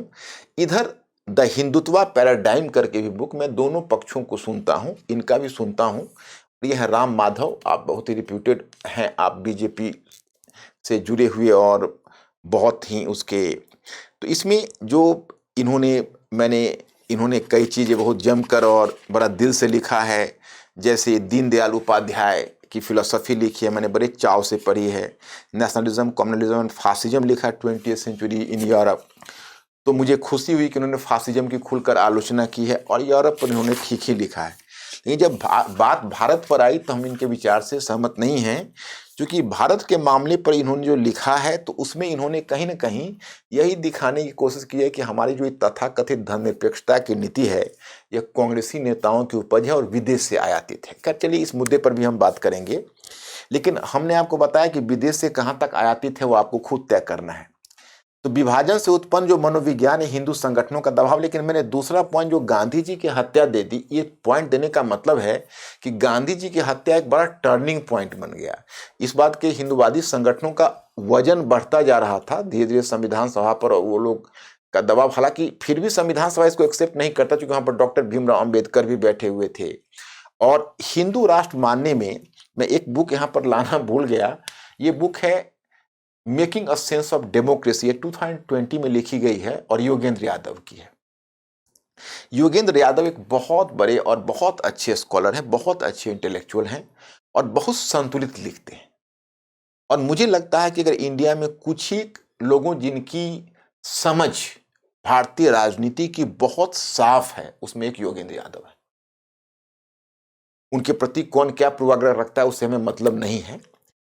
तो उन्होंने जो बुक लिखी मुझे बहुत इंप्रेस किया। इस बुक को रामचंद्र गुहा ने भी उस बुक का दृष्टांत दिया है।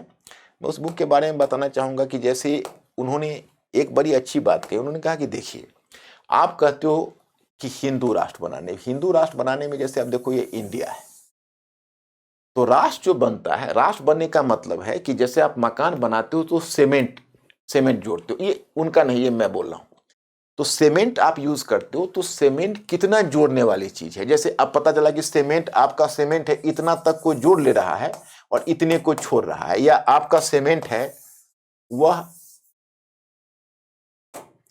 इतना तक को जोड़ रहा है इतने तक को छोड़ रहा है, तो फिर टूट जाएगा, बिखर जाएगा ये।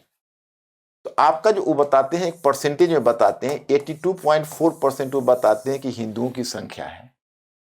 और जिसको तुम हिंदू कहोगे वो हिंदू भी कोई मोनोलिथिक नहीं है, क्योंकि देखो, आप जिस समय धर्म के आधार पर राष्ट्र बनाओगे तो उसे कहते हैं रिलीजियस नेशनलिज्म।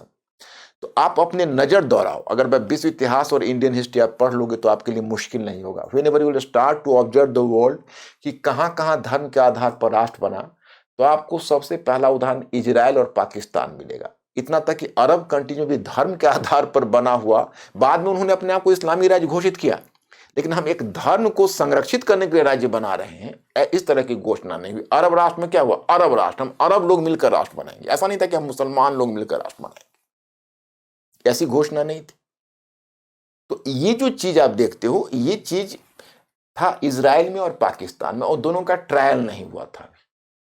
और इजराइल है और पाकिस्तान है, दोनों अब्राहमी धर्म है। अब्राहमी धर्म की एक खासियत होती है, उसमें उनमें एक पैगंबर होता है, उसमें कुछ खास रीति रिवाज होते हैं, उसकी कुछ खास पद्धतियां होती है, उसकी कुछ कुछ खास पहचान होती है, तो अपेक्षा की ज्यादा संगठित होता है।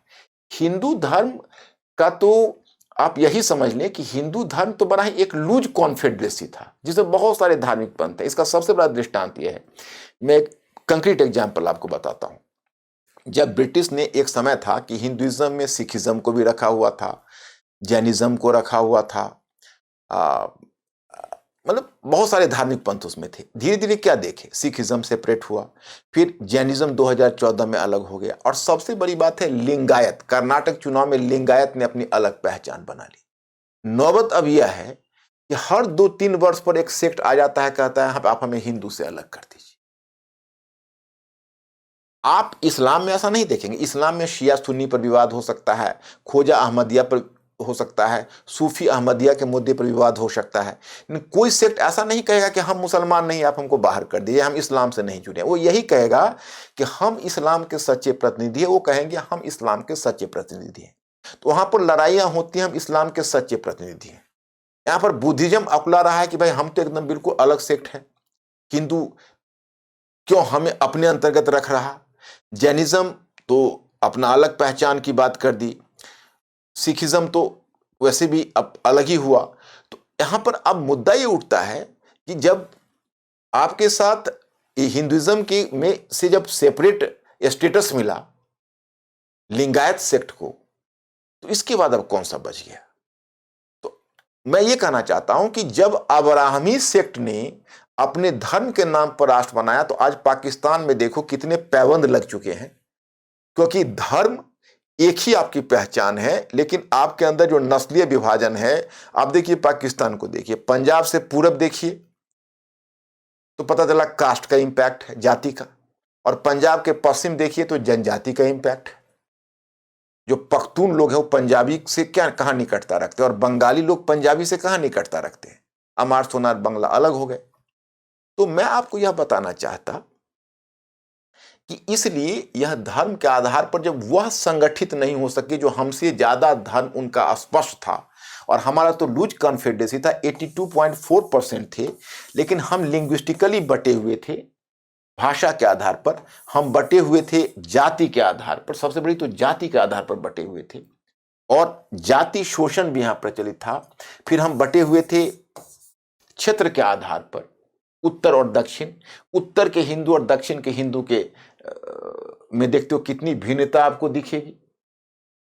और अगर एवरेज निकालो तो फिर आप अगर एक एवरेज निकालो हिंदू हिंदी, यानी हिंदी भाषा, मतलब 11 टोटल, आप 11 प्रोविंसेस को लेकर हिंदी भाषा, हिंदू और उत्तर भारत, तो आप उसके एवरेज निकालो तो ले देकर, और फिर जाति के आधार पर विभाजित करो तो बिल्कुल ही कुछ 1% में वो डिवाइड हो जाए। तो मैं आपको यह बता रहा हूं कि इसलिए ये तो बहुत ही खतरनाक दर्शन था। अगर हम हिंदू के आधार पर गठित होते राष्ट्र के रूप में, तो हमारा फिर राष्ट्र कैसे बन पाता, आप ही बताइए। आप लोग प्रबुद्ध लोग हैं, आप इसको देखिए। तो हमें खुद इन चीजों की हिस्ट्री में जज करना चाहिए कि हम क्या कर सकते थे, क्या इच्छित था और क्या संभव था। हिंदू राष्ट्र बनाना आपके लिए इच्छित या कुछ लोगों के लिए इच्छित हो सकता है, परंतु संभव नहीं था। और गांधी जी की हत्या हुई तो टर्निंग पॉइंट हो गया। अब वो चले गए हाशिए पर। कुछ एक इस तरह के हिंदू ऑर्गेनाइजेशंस को वल्लभ भाई पटेल होम मिनिस्टर होने के नाते बैन भी कर दिया, तो हाशिए पर चले गए। और संविधान सभा में उस समय 82% कांग्रेस के प्रतिनिधि थे, और कांग्रेस अपने को धर्मनिरपेक्ष होने का, हालांकि कांग्रेस पर भी बहुत सारे धार्मिक प्रभाव थे। अब स्वतंत्रता के बाद नेहरू को भी कई समस्याओं का सामना करना पड़ा है। अभी आप लोग देखते हैं तो आपको ये लगता है कांग्रेस, वो लगता है हिंदू महासभा, वो राम राज्य परिषद, लेकिन सच्चाई यह है कि चाचा कांग्रेसी तो भतीजा हिंदू महासभा में, एक ही परिवार में बहस छिड़ी हुई है और एक दूसरे को प्रभावित कर रहे हैं। तो ऐसा कोई वाटर टाइट कंपार्टमेंट संविधान सभा में भी नहीं थी, उसमें भी कई तरह के लोग थे। और एक जो स्वतंत्रता, जैसे आप जब जब भी बात होती है इंडिया के इंडिविजुअल फ्रीडम की, तो बहुत कम लोग इस बात को जानते हैं कि हमारी जो स्वतंत्रता की अवधारणा है और जो पश्चिम की स्वतंत्रता की अवधारणा है, ये दोनों अलग अलग है। जैसे पश्चिम की जो स्वतंत्रता की अवधारणा है, उसमें इंडिविजुअल फ्रीडम को ज्यादा महत्व दिया जाता है, वो पहचान पर, इंडिविजुअल पहचान पर। हमारे यहाँ कुछ तो चिंतक ऐसे थे जो कहना था कि भाई देखो, हम लोग समूह पहचान को माने, व्यक्ति पहचान अपने यहाँ के लिए सूट नहीं करेगा। लेकिन ये जैसे मौलाना आजाद का मानना था, एक दो और जो नेता थे उनका कहना था। लेकिन इस बात को डॉक्टर भीमराव अंबेडकर ने स्वीकार नहीं किया। उन्होंने कहा कि जब तक आप व्यक्ति को स्वतंत्रता नहीं देंगे, तो व्यक्ति तो समूह से पीड़ित होता ही रहेगा। समूह भी तो पीड़ा, जैसे जाति कास्ट सिस्टम आप कहते हो या रिलीजन ही बोलते हो, तो एक रिलीजन के अंदर भी तो प्रताड़ित होते हैं लोग। अब जैसे अब हिंदू धर्म ही कहते हो, अब वैसे भी लूज कॉन्फेडरेसी है, बहुत सब अलग अलग सेक्ट है उसमें। जैसे एक यही अभिनव चंद्रचूड़ ने एक चीज लिखी है, उन्होंने यह कहा है कि देखिए, एक समस्या उन्होंने बताई है। उन्होंने कहा कि जब हम बात करते हैं हिंदू की, तो 1900 एक जनगणना के बारे में बताते हैं। वो कहते हैं कि 1881 में 1881 में जब नियमित जनगणना शुरू हुई, तो पंजाब के गवर्नर ने एक तरह से जो जनगणना अधिकारी उसको कहा कि देखो, तुम अगर सेंसस करना, जनगणना करना, तो कोई ऐसा धार्मिक समूह अगर आपको दिखे जो अपना पहचान नहीं बता पा रहा हो कि भाई मैं कौन हूं, कहां क्या है, तो उसको सीधा हिंदू में डाल देना। ये इन्होंने ही लिखा है इसको, अभिनव चंद्रचूड़ ने। दूसरा, 1911 में इन्होंने दृष्टांत दिया है कि 1911 में जो जनगणना हुई, उसमें बताते हैं कि 2 लाख ऐसे थे जो अपने आप को मुसलमान हिंदू कहते थे। यानी मुसलमान भी थे और हिंदू भी थे। उनकी पहचान ना तो मुसलमान के अंदर हो सकती थी ना हिंदू के अंदर। ये सब समस्याएं भी थी। मतलब ऐसा नहीं है कि आप बाइनरी तौर पर इसको व्हाइट एंड ब्लैक में बांट सकते हो। तो ये सब समस्याएं भी थी। लेकिन इंडिविजुअल फ्रीडम का मतलब हुआ व्यक्ति की स्वतंत्रता। हमारे यहाँ क्या है कि समूह की भावना जो है, यानी कम्युनिटी, समुदाय, ये भावना बहुत प्रबल है। इसलिए हम लोगों ने व्यक्ति की स्वतंत्रता को समुदाय से जोड़ कर देखा है। हम लोगों ने व्यक्ति की स्वतंत्रता को उस टर्म में नहीं लिया जितना पश्चिम के टर्म में। अब देखिए कैसे कहेंगे, कैसे। तो आपने मौलिक अधिकार और मौलिक अधिकार में धार्मिक स्वतंत्रता तो आप लोगों ने शायद पढ़ा होगा, नहीं पढ़ा है तो पढ़ोगे, तो आपको सूचना मिलेगी कि 25, 26, 27, 28 ये 4 आर्टिकल्स उस पर दिए गए हैं। इसके अलावा भी आपको धर्म का समर्थन और भी आर्टिकल से मिलता है। जैसे आपका समानता का अधिकार है, अनुच्छेद 15(1), उससे भी आपको जो जाति, धर्म, क्षेत्र के आधार पर सरकारी किसी में किसी के साथ भेदभाव नहीं किया जाएगा सरकारी सेवा आदि में। तो अब यह जो प्रावधान है, यह प्रावधान जो आपका समानता का, या विधि के समक्ष सभी की समानता स्वीकृत की जाएगी, यह सभी प्रकारांतर से आपके धर्मनिरपेक्ष नीति को सपोर्ट करता है। तो वो भी है। फिर आपका अनुच्छेद 30 है, जिसमें अपने शिक्षण संस्थान बनाने और चलाने का अधिकार दे रहे हो किसी धार्मिक अल्पसंख्यक समूह को। तो यह भी अपने आप में, जो भाषाई अल्पसंख्यक है उसको भी दे रहे हो। तो ये सब चीजें कहीं ना कहीं आपकी धर्मनिरपेक्षता की नीति को ही मजबूत करती है। लेकिन उसमें एक दिलचस्प चीज है जो शायद आपने गौर किया होगा, और अब अगर नहीं गौर किया है तो आप गौर करोगे, विशेषकर जो केरला में जो सबरीमाला टेम्पल वाली जो बात हुई, जिसमें अयप्पा टेम्पल में जो महिलाओं का 10 से 15 वर्ष के बीच के महिलाओं का जो प्रवेश वर्जित जो माना गया कि नहीं, जिसका मेंस्ट्रुअल साइकिल जिनका शुरू हो गया उनको नहीं प्रवेश मिलना चाहिए। तो इस तरह का जो वर्डिक्ट महिलाओं के लिए आया और महिलाओं ने फाइट किया और सुप्रीम कोर्ट ने 4-1 के बेंच से निर्णय भी दिया। लेकिन जो इंदु मल्होत्रा का जो माइनॉरिटी व्यू आया हुआ है, वह व्यू बहुत अब प्रोमिनेंट होता जा रहा है। हो सकता है कि आगे हमारे धर्म के संबंध में पूरी की पूरी व्याख्या को बदल दे। तो उसमें जो आपका अनुच्छेद 25(1) है और दूसरा 26(b) है, उन दोनों में कॉन्ट्रडिक्शन आ रहा है। क्योंकि 26(b) में यही राइट आपने समूह को दिया हुआ है और 25(1) में व्यक्ति को। मतलब 25(1) में आपने व्यक्ति को कहा है कि आप अपने अंतःकरण की स्वतंत्रता और आप अपने इच्छित धर्म को प्रोफेस कर सकते हो, उसका संवर्धन कर सकते हो, प्रचार कर सकते हो। और 26(b) में आपने दिया है कि कोई अपना धार्मिक संस्थान चला सकता, उसके नियमों का पालन करवा सकता, उसके अनुष्ठानों और उनके जुड़े हुए जितने भी औपचारिकता है उसका पालन कर सकता, उसकी संपत्ति खरीद सकता, रख सकता, सुरक्षित कर सकता। तो एक तरफ यही राइट आपने दे दिया है एक संस्था को, जैसे आप एक तरफ एक इंडिविजुअल को, अगर हिंदू है तो उसको आपने राइट दिया, दूसरी तरफ आप मंदिर को या इस तरह की जो संस्था जो हिंदू धर्म का संरक्षण कर रहा है उस संरक्षक समूह को भी आपने अधिकार दे दिया। अब अगर इन दोनों के हित टकराएंगे तो किसके हित प्रिवेल करेंगे, यह चुनौती है। तो इसके लिए एक जो थियरी आप देखते हो कि एक टर्म दिया गया है जो जिसकी चर्चा मैं आगे करूंगा, essential ERP, essential religious practice. Essential religious practice का मतलब जैसे अब हिजाब का ही मुद्दा है, तो अब हिजाब वाले में कोर्ट यह देखेगा, हालांकि मैं हिजाब वाले मुद्दे बहुत सेटिस्फाई नहीं हूं, मैं उसकी भी चर्चा लास्ट में करूंगा। कोर्ट अगर देखेगा कि ठीक है भाई इस्लाम में हिजाब कंपलसरी है या नहीं है, ये उसका इसेंशियल रिलीजियस प्रैक्टिसेस क्या है, या हिंदुइज्म में अब सबरीमाला वाला ही मुद्दा हुआ तो कुछ जज बाद में उसको अपील भी हुई, तो क्योंकि इस आधार पर हुई कि देखिए भाई वहां पर महिलाओं को अगर वो रोक रहा है उतने, तो उसका इसेंशियल रिलीजियस प्रैक्टिसेस है जो एक संस्थान का उसका अधिकार है, उस अधिकार का तो हनन हो रहा है। तो आप यहाँ व्यक्ति को अधिकार देने में उसके अधिकार का हनन कर रहे हो। एक मैं और इंटरेस्टिंग बुक आपको दिखाता हूं,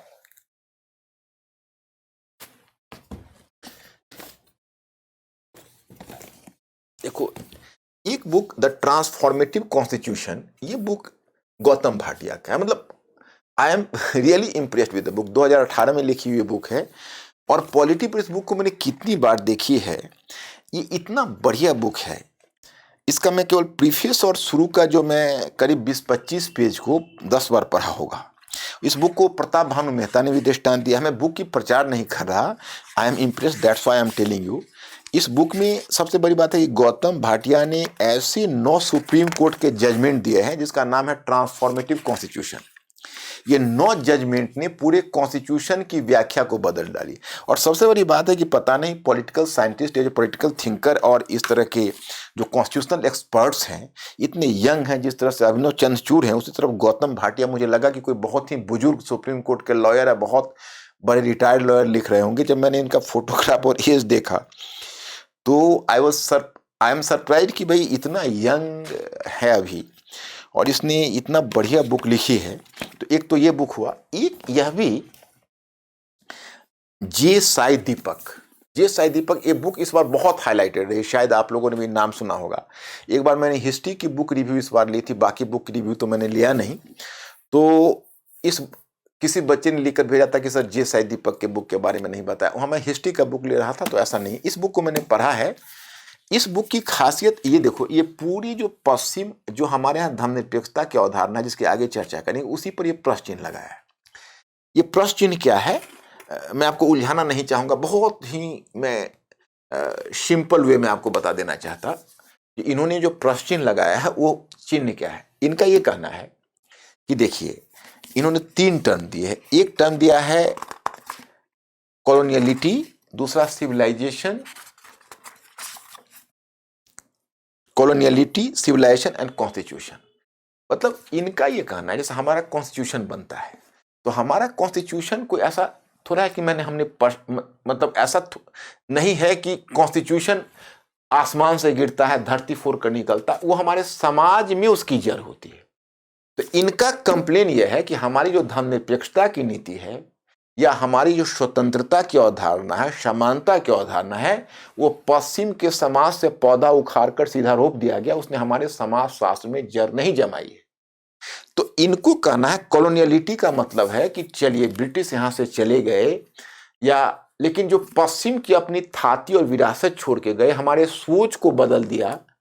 आज जो जेन्युइनली हमारा जो संस्कृति है, जो हमारी सांस्कृतिक धर्म की पहचान है, हर जगह धर्मनिरपेक्षता के नाम पर हम उसमें कोई ना कोई समस्या देख रहे हैं। तो भाई हम पश्चिम से ओढ़ी हुई धर्मनिरपेक्षता, उनकी धर्मनिरपेक्षता अलग है, उसकी कसौटी पर हम जो जेन्युइन एक कल्चरल एक्सप्रेशन है उस पर भी पाबंदी लगा रहे हैं। जैसे इनको सबरीमाला के लॉयर थे, ये काफ़ी चर्चित रहे। इंटरेस्ट का एरिया इसलिए कि इन्होंने सिविल सर्विसेज के लिए भी कोशिश की थी, मतलब कोशिश नहीं, तैयारी करने की कोशिश की थी, बाद में उनका फिर लॉ की तरफ डाइवर्ट कर गए और एक अच्छे लॉयर हैं अभी। और सबसे बड़ी बात है मैनेजमेंट से गए हैं, शायद इंजीनियर या मैनेजमेंट के हैं ये। और ये ओरिजिनली ये एक टेक्नीशियन रहे, वहाँ से फिर लॉ पढ़ा और बहुत अच्छा कर रहे हैं। तो इन्होंने इस मुद्दे को उठाया। तो इनका कहना है कि पहले हमको कॉलोनियलिटी जो है उसको डीकोलोनाइज करना पड़ेगा, मानसिकता को बदलना पड़ेगा। और कुछ 2-4 लैटिन अमेरिका के ऑथर्स वगैरह को भी दिया है, बहुत पढ़ा हुआ ये लगते हैं स्कॉलर।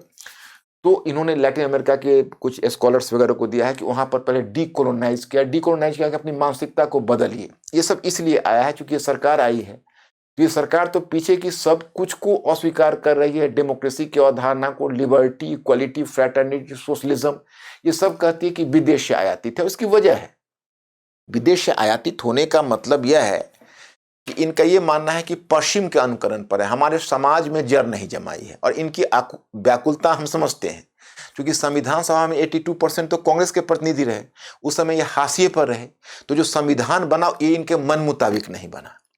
तो अब ये संविधान को देखकर बहुत माने बेचैनी होना इनका बहुत ही नेचुरल है। तो ये इस कुछ कुछ मुद्दे पर प्रश्न लगाते हैं और अब ये अपना थिंकर्स का जमाव पैदा कर रहे हैं। जैसे ये है जे साई दीपक, ये इसी नई आइडियोलॉजी से प्रेरित है। जो मैंने राम माधव बताया वो उन्हीं की पैरोकारी कर रहे हैं। तो ये दूसरा वाला विचार है। एक तरफ आपको बिल्कुल ही वही लेफ्टिस्ट आप कह सकते हो कि जो एक सेकुलरिस्ट लेफ्टिस्ट जो नेहरूवादी विचार है उसको बहुत समय तक मानने वाले स्कॉलर्स रहे। और अब एक नए सीरीज से स्कॉलर्स निकल रहे जो अपने एक नए विचार को दे रहे हैं। तो ये सब चलता रहता है। हमारे स्टूडेंट्स हैं वो सोशल साइंस या हमारे व्यूअर्स हैं सोशल साइंस को देखें, सोशल साइंस स्थिर नहीं है। लेकिन एक बात ध्यान करिए, इनको बदलना है संविधान, तो ये इतिहास बदलने की बात कर रहे हैं। बहुत लोग समझते हैं कि अगर इतिहास बदलेगा तो केवल यह विषय बदलेगा, इतिहास बदलेगा तो वर्तमान बदल जाएगा, वर्तमान की व्याख्या बदल जाएगी, सारे विषय बदल जाएंगे। इसलिए इतिहास एक बहुत ही रिस्की जॉब है। इतिहास को बदलने से पहले 100 बार सोचना है कि हम जो कर रहे हैं, इतिहास हमारी पहचान होती है। इतिहास बदल गई तो हमारी पहचान बदल जाएगी। वो पहचान अच्छी तरफ भी जा सकती है, बुरी तरफ भी जा सकती है।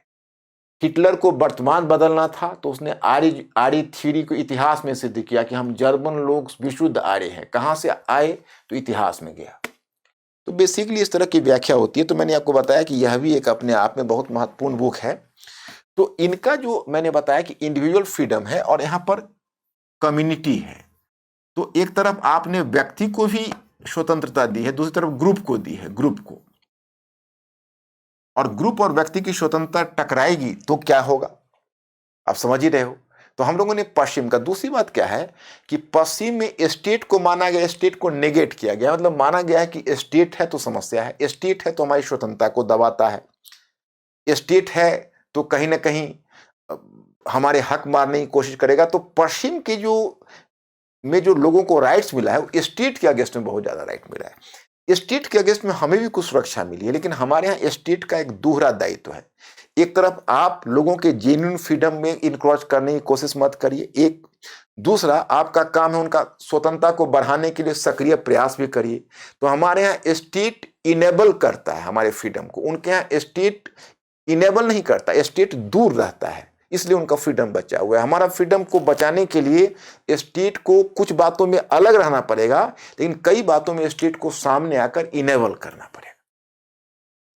दोनों बड़ी दो अलग अलग चीजें हैं। जब देखो, जब इन बातों को समझ जाओगे तो संविधान वगैरह में तो नेचुरल रुचि तुम्हें खुद हो जाएगी। संविधान में क्या है, प्रताप भानु मेहता का मुझे वो स्टेटमेंट बहुत अच्छा लगा कि जो बच्चा लिबर्टी, इक्वलिटी एंड फ्रेटर्निटी का मतलब समझ गया वो भारतीय संविधान को समझ गया।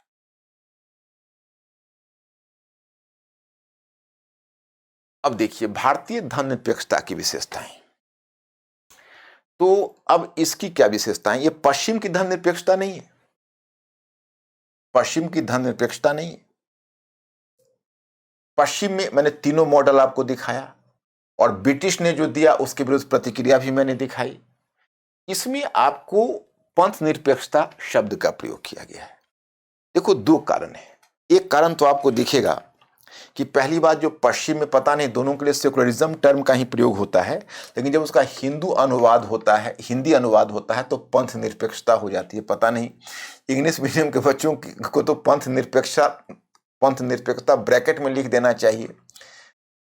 तो मेरे विचार से जैसे आपकी संविधान में पंथ निरपेक्षता शब्द की जरूरत दो कारणों से पड़ी। एक तो उनका जो रिलीजन है वो हमारे यहाँ धर्म का एग्जैक्ट इंग्लिश नहीं है।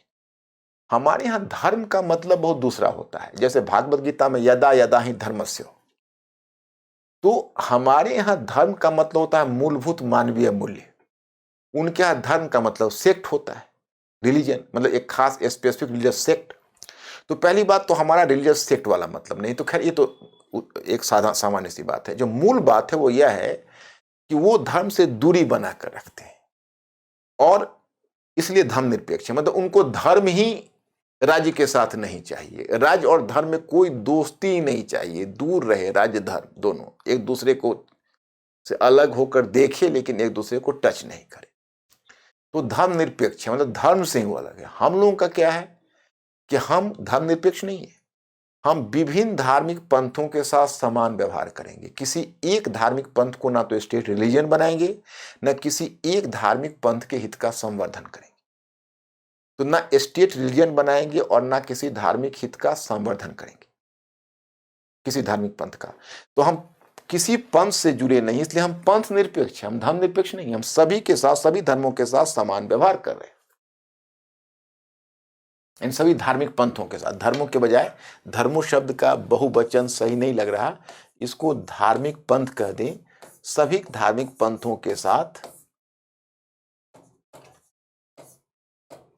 all religious sects we have to maintain equal status with all religious sects। तो ये आपका धार्मिक पंथों के साथ समान व्यवहार, ये हमारा पंथ निरपेक्षता। तो ये चीज उनके धर्म निरपेक्षता से अलग है। हाँ, वो है दूरी और हमारी है निरपेक्षता।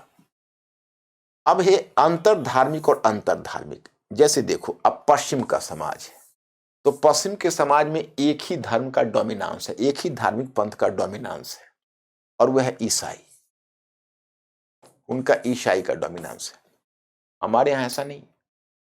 हमारे यहां जैसे ईसाई का है, इसके अलावा वहां पर कुछ यहूदी मिलता है आपको। मुस्लिम जनसंख्या तो बाद में धीरे धीरे आई औपनिवेशीकरण के बाद। जैसे बहुत सारे अल्जीरिया कॉलोनी थी फ्रांस में, तो बहुत सारे अल्जीरियंस उपनिवेश से आ गए। नहीं तो पहले उनका ईसाई था और कुछ यहूदी था। तो उनके लिए समस्या एक धर्म का दूसरे धर्म का शोषण का नहीं था। उनके लिए धर्म का शोषण नहीं करता था, बल्कि राज्य कहीं ना कहीं व्यक्ति का शोषण करता था, या फिर एक ही धर्म अपने व्यक्ति का शोषण करता था। हमारे यहाँ क्या है कि हमारे यहाँ दोनों है। जैसे हिंदुइज्म था, इस्लाम था, ईसाई भी था, कुछ पारसी भी थे, लेकिन मुख्य रूप से हिंदू और मुसलमान इन्हीं दोनों को लेकर है। मुसलमानों की अच्छी खासी संख्या थी। अब स्वतंत्रता के समय, विभाजन के बाद भी, पाकिस्तान जाने के बाद भी हमारे यहाँ लगभग 35 मिलियन मुसलमान थे। तो एक अच्छी खासी सबस्टेंशियल पॉपुलेशन था। ऐसा तो बहुत सारे यूरोपीय देशों का पॉपुलेशन नहीं था। तो अब उनके साथ सहअस्तित्व भी बनाना है। और हम लोग, हमारे यहाँ तो 25% मुस्लिम जनसंख्या मध्यकाल से ही चली आ रही थी। तो हमारे यहाँ तो बहुत 20वीं सदी तक आकर आप कह सकते हो, 19वीं सदी में और 20वीं सदी के आरंभ तक 25% तक मुस्लिम जनसंख्या हो गई थी। विभाजन के बाद फिर 12 साढ़े 12% रह गई। इसलिए हमारे यहाँ क्या था कि एक अंतर धार्मिक संघर्ष था। अंतर धार्मिक संघर्ष का हुआ, अंतर धार्मिक संघर्ष, एक का मतलब, ये दोनों का इंग्लिश टर्म है, थोड़ा हिंदी कंफ्यूजिंग है। एक आप मान के चलिए inter religious conflict. Inter religious का मतलब हुआ एक धार्मिक पंथ का दूसरे धार्मिक पंथ से शोषण। जैसे हिंदू अगर मुसलमानों का करते हैं, उनके अधिकारों का हनन करते हैं, तो ये शोषण होगा। तो उसको कहते हैं inter religious conflict, inter religious exploitation. दूसरा था इंट्रा रिलीजियस, मतलब अपने ही धार्मिक पंथ के अंदर। सबसे बड़ी बात है कि जो धार्मिक मुखिया होते हैं वह खुद ही सबके शोषक बन जाते हैं कई बार। जैसे आप देखो हिंदू धर्म में, तो हिंदू धर्म में यहां पर जाति व्यवस्था है। तो अपने ही भाई बिरादर में कुछ ऐसे भी तो अछूत थे जिनको मंदिरों में प्रवेश नहीं था, तो उनको कौन हक दिलाएगा? तो यहां पर दोनों तरह के अधिकार चाहिए। अंतः धार्मिक माने एक धर्म दूसरे का शोषण ना करे, और दूसरा अपने ही धर्म के अंदर जो ज्यादा प्रभावी और मजबूत वर्ग है वो कमजोर का शोषण ना करे, महिलाओं का शोषण ना करे, निम्न तबके के लोगों का शोषण ना करे। इस्लाम में आप देखोगे उसी प्रकार से वहां जो उलेमा है, पुरोहित है, वो कम से कम वहाँ का जो उलेमा वर्ग है वो कम से कम जो जनसामान्य मुसलमान है, महिलाएं हैं, उनका शोषण ना करे। एक तरफ ये अपनी स्वतंत्रता के लिए धर्मनिरपेक्षता की बात करते हैं, लेकिन अपने ही भाई बिरादर जो अपने ही धर्म के अंदर है उनकी स्वतंत्रता को स्वीकार नहीं करते हैं। तो एक बहुत बड़ी डायकोटोमी आ जाती है, विरोध आ जाता है। एक ही है। तीसरा है व्यक्ति की ही धार्मिक आजादी नहीं बल्कि अल्पसंख्यक समूह की भी आजादी। अब यहां पर मैं आपको बताना चाहूंगा कि एक बिंदु और भी इसमें कर देते हैं तो आपको और क्लियर हो जाएगा। राज्य धार्मिक अधिकार को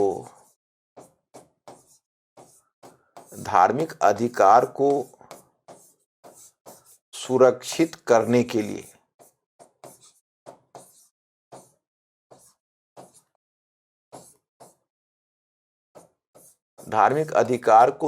करने के लिए कानून बनाता है।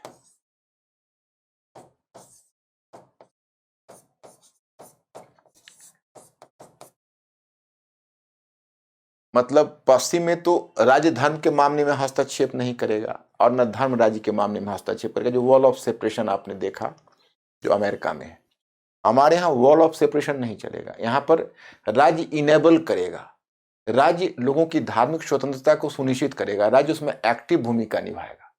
यह देखेगा कि ना तो अंतर धार्मिक शोषण हो रहा हो ना अंतरा धार्मिक शोषण हो रहा हो, दोनों में कोई भी अंतर धार्मिक, दोनों में कोई भी नहीं, इंटर कोई भी तरह का एक्सप्लॉयटेशन नहीं होना चाहिए। तो राज्य इन दोनों को देखेगा। तो राज्य का रोल यहाँ पर दूसरा हो जाता है जो पश्चिम में नहीं। तो पश्चिमी मानदंड पर कहेंगे राज्य धर्मनिरपेक्ष नहीं, लेकिन हम लोगों के मानदंड पर है कि राज्य अगर पश्चिम की तरह का नजरिया अपनाएगा तो हमारे यहाँ क्या है, लेयर्ड सोसाइटी है। लेयर्ड सोसाइटी का मतलब हायरार्किकल सोसाइटी है। यहाँ पर एक ही सत्ता नहीं रही, पश्चिम में राज्य सत्ता रही, धर्म सत्ता रही। यहाँ पर राज्य सत्ता है, धर्म सत्ता है, जाति सत्ता है, समुदाय सत्ता है। तो इतनी तरह की अथॉरिटी है। लोकल लेवल पर पंचायत भी अपने को पावरफुल मानता है। अब खाप पंचायत कोई हरियाणा में देखी तो मतलब ये हरियाणा, उत्तर प्रदेश वगैरह में, तो ये बेसिकली हमारे यहाँ इतने लेयर ऑफ पावर हैं कि इसमें राज्य जब तक एक्टिव भूमिका नहीं निभाएगा, देखता है अगर एक कहीं ऐसा ना हो कि एक शोषण रोकने में फिर दूसरा शोषण शुरू हो जाए, तो राज्य को एक एक्टिव ऑब्जर्वर के रूप में भूमिका निभानी पड़ती है। और तीसरा यह है कि व्यक्ति की धार्मिक आजादी नहीं बल्कि अल्पसंख्यक समूह की भी आजादी। जैसे कई लोग बताते हैं या एक सामान्य तौर पर आप लोगों ने भी सुना होगा कि भारतीय धर्मनिरपेक्षता का मतलब है धार्मिक सहिष्णु। जैसे भारत में धार्मिक सहिष्णुता की परंपरा थी, अच्छी चीज थी, लेकिन धार्मिक सहिष्णुता धार्मिक अधिकार को सुनिश्चित नहीं करता। हम सहिष्णु इसलिए भी हो सकते हैं क्योंकि सहिष्णु होना हमारी मजबूरी है, या हो सकता है कि हम इसलिए सहिष्णु हैं कि हम अल्पसंख्यक हैं। अगर बहुसंख्यक हमारे साथ अत्याचार नहीं कर रहा है हम उसी मात्र से खुश हैं, लेकिन हम अपने एक जो आवश्यक धार्मिक अधिकार है उसका उपभोग नहीं कर पा रहे हैं जो हमारे व्यक्तित्व विकास के लिए आवश्यक है। इसलिए धार्मिक सहिष्णुता भी पर्याप्त नहीं है, हमें धार्मिक बराबरी चाहिए। और वो बराबरी तब मिलेगी जब स्वतंत्रता, समानता और बंधुत्व का भाव। अब स्वतंत्रता, समानता, बंधुत्व एक दूसरे का पूरक है। अगर आप कहोगे आप स्वतंत्र हो, तो हम स्वतंत्र अगर हैं तो अपने धर्म और अंतःकरण की स्वतंत्रता हमें मिलनी चाहिए कि हम अपने चुने हुए धर्म का और अपने तरीके से हम बशर्ते अगर हम वो दूसरे के जीवन में हस्तक्षेप नहीं करता हो, दखलंदाजी नहीं करता हो, तो अपने हम धर्म को प्रोफेस कर सके। हाँ, राज्य ने यहाँ पर एक नियंत्रण लगाया है अनुच्छेद 25 में भी। जैसे आप अपने धर्म को पालन करने के लिए, उसका अनुकरण, उसका पालन, उसका प्रचार करने के लिए और अपने धर्म को अपने ढंग से अभिव्यक्त करने के लिए स्वतंत्र हैं, लेकिन राज्य यह बात को देखेगा कि आपका जो वित्तीय आर्थिक मामला है धर्म से जुड़ा हुआ, वो राज्य की परिधि में रहेगा। राज्य बिल्कुल न्यूट्रल नहीं रहेगा, ये बात है। और दूसरा है कि एक समूह का जो राइट है, जिसको मैंने आपको बताया कि एक टर्म हमने दिया था अभी, ये इसेंशियल रिलीजियस प्रैक्टिसेस, वह मतलब कोई समूह है, यानी अनुच्छेद 26B में कि अगर कोई धार्मिक संस्थान अपने नियमों को लागू करता है जिससे आपका आर्टिकल 25 बाधित होता है, तो आप न्यायालय में जाते हो, तो न्यायालय यह देखता है कि वह जो धार्मिक संस्थान ने जो रूल्स लागू किए हैं वो इसेंशियल रिलीजियस प्रैक्टिसेस के अंतर्गत आता है कि नहीं। अगर नहीं आता है तो वह उसको स्ट्रक डाउन कर देगा। अगर आता है तो आपका जो 25(1) अनुच्छेद के तहत जो स्वतंत्रता मिली हुई है उसे आपको कॉम्प्रोमाइज करना पड़ेगा और नियमों के अनुकूल। जैसे अगर वह इंदु मल्होत्रा वाला जजमेंट चला जाता तो फिर सबरीवाला माल जो है अयप्पा वाले टेम्पल में, उसमें फिर दूसरा निर्णय हो सकता था और वह राइट मिल जाता टेम्पल को। तो यही टेक्निकलिटीज है जो धर्मनिरपेक्षता का है। तो मैंने आपको बताया कि ये इस तरह से सुरक्षित करने के लिए कानून बनाता है। तो ये हमारे धर्मनिरपेक्षता का मॉडल है जो पश्चिम के धर्मनिरपेक्षता से अलग है। अब मैंने आपको बताया, जो कि अभिनव चंद्रचूड़ की पुस्तक मैंने दिखाई, उन्होंने ये मुद्दा उठाया। उन्होंने कहा कि देखिए, सबसे दुखद बात ये हुई कि ब्रिटिश ने हमारे यहाँ जो जबरन धर्मनिरपेक्षता की नीति थोपनी चाहिए तो प्रतिक्रिया हुई और हमने उसी में कुछ बेसिक, उनका यहां तक कहना है कि ये आज जो बीजेपी सरकार की बात हो रही है उससे पहले कांग्रेस सरकार में ही वह धर्मनिरपेक्षता बहुत हद तक कॉम्प्रोमाइज हो गई थी, बहुत हद तक उसमें समझौता हो गया था। जैसे बताया कि संविधान में ईश्वर को कोई न कोई रूप में ला दिया गया था कि अगर कोई अधिकारी चाहे तो उसको एक विकल्प है कि ईश्वर को भी साक्षी रख के शपथ ले सकता है।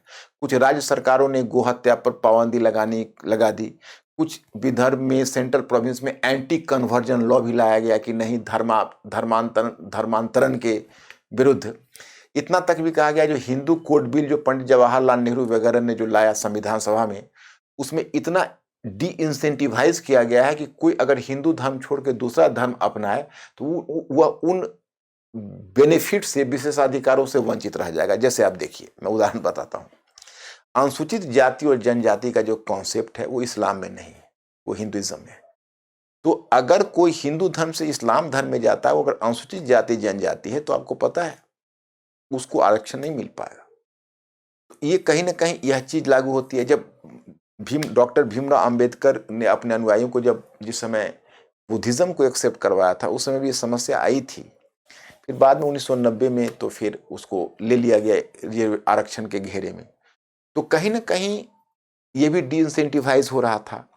इधर डायरेक्टिव प्रिंसिपल्स में गांधी जी और नेहरू जी ने मौन रूप से, उनके समर्थन से, फिर गौ हत्या वाला मुद्दा तो आ ही गया था, दुधारू पशु सही शब्द बदल दिए गए, लेकिन कहीं ना कहीं गोरक्षा जैसी बात आ गई थी।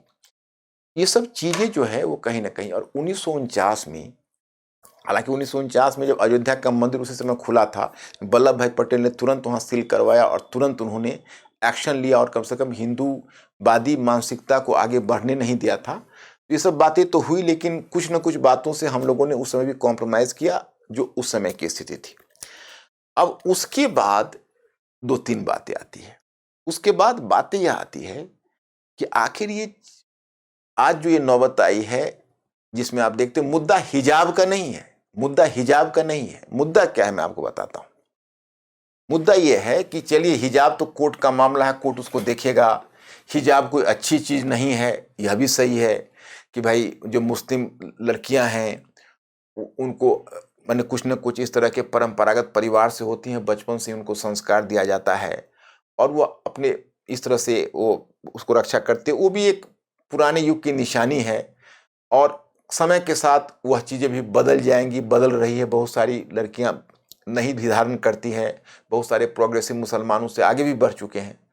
वो अपने आप में मुद्दा नहीं है, ऐसा नहीं कि उसको जस्टिफाई किया जा रहा है, लेकिन जिन तरीके से उसका विरोध हो रहा है, अचानक से सेशन के बीच में लॉ ले आना, सेशन के बीच में एक तरह से कंडीशन दे देना, और सबसे बड़ी बात है जो हमें प्रताप भानु मेहता ने एक बात बहुत पहले कही थी और डॉक्टर भीमराव अंबेडकर ने भी कही, मैंने किसी एक लेक्चर में भी आपको स्पष्ट किया होगा। जैसे देखिए, लिबर्टी है, इक्वलिटी एंड फ्रैटर्निटी।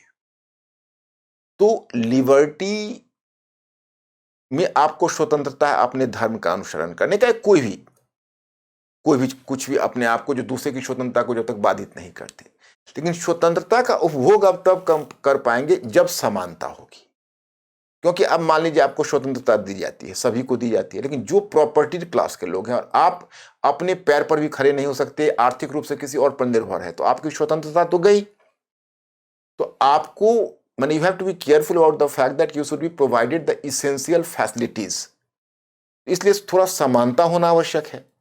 तो एक स्वतंत्रता का एक आवश्यक कोरोलरी है समानता। लेकिन हाँ, ये भी ध्यान रखना है, अगर स्वतंत्रता समानता के बिना नहीं जी सकता तो समानता के लिए भी स्वतंत्रता चाहिए।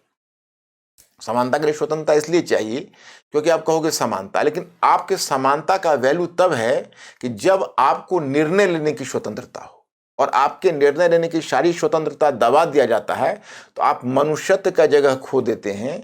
आप उसके बाद अपने व्यक्तित्व को व्यक्त नहीं कर सकते, तो फिर उस समानता का भी मूल्य नहीं रह जाता।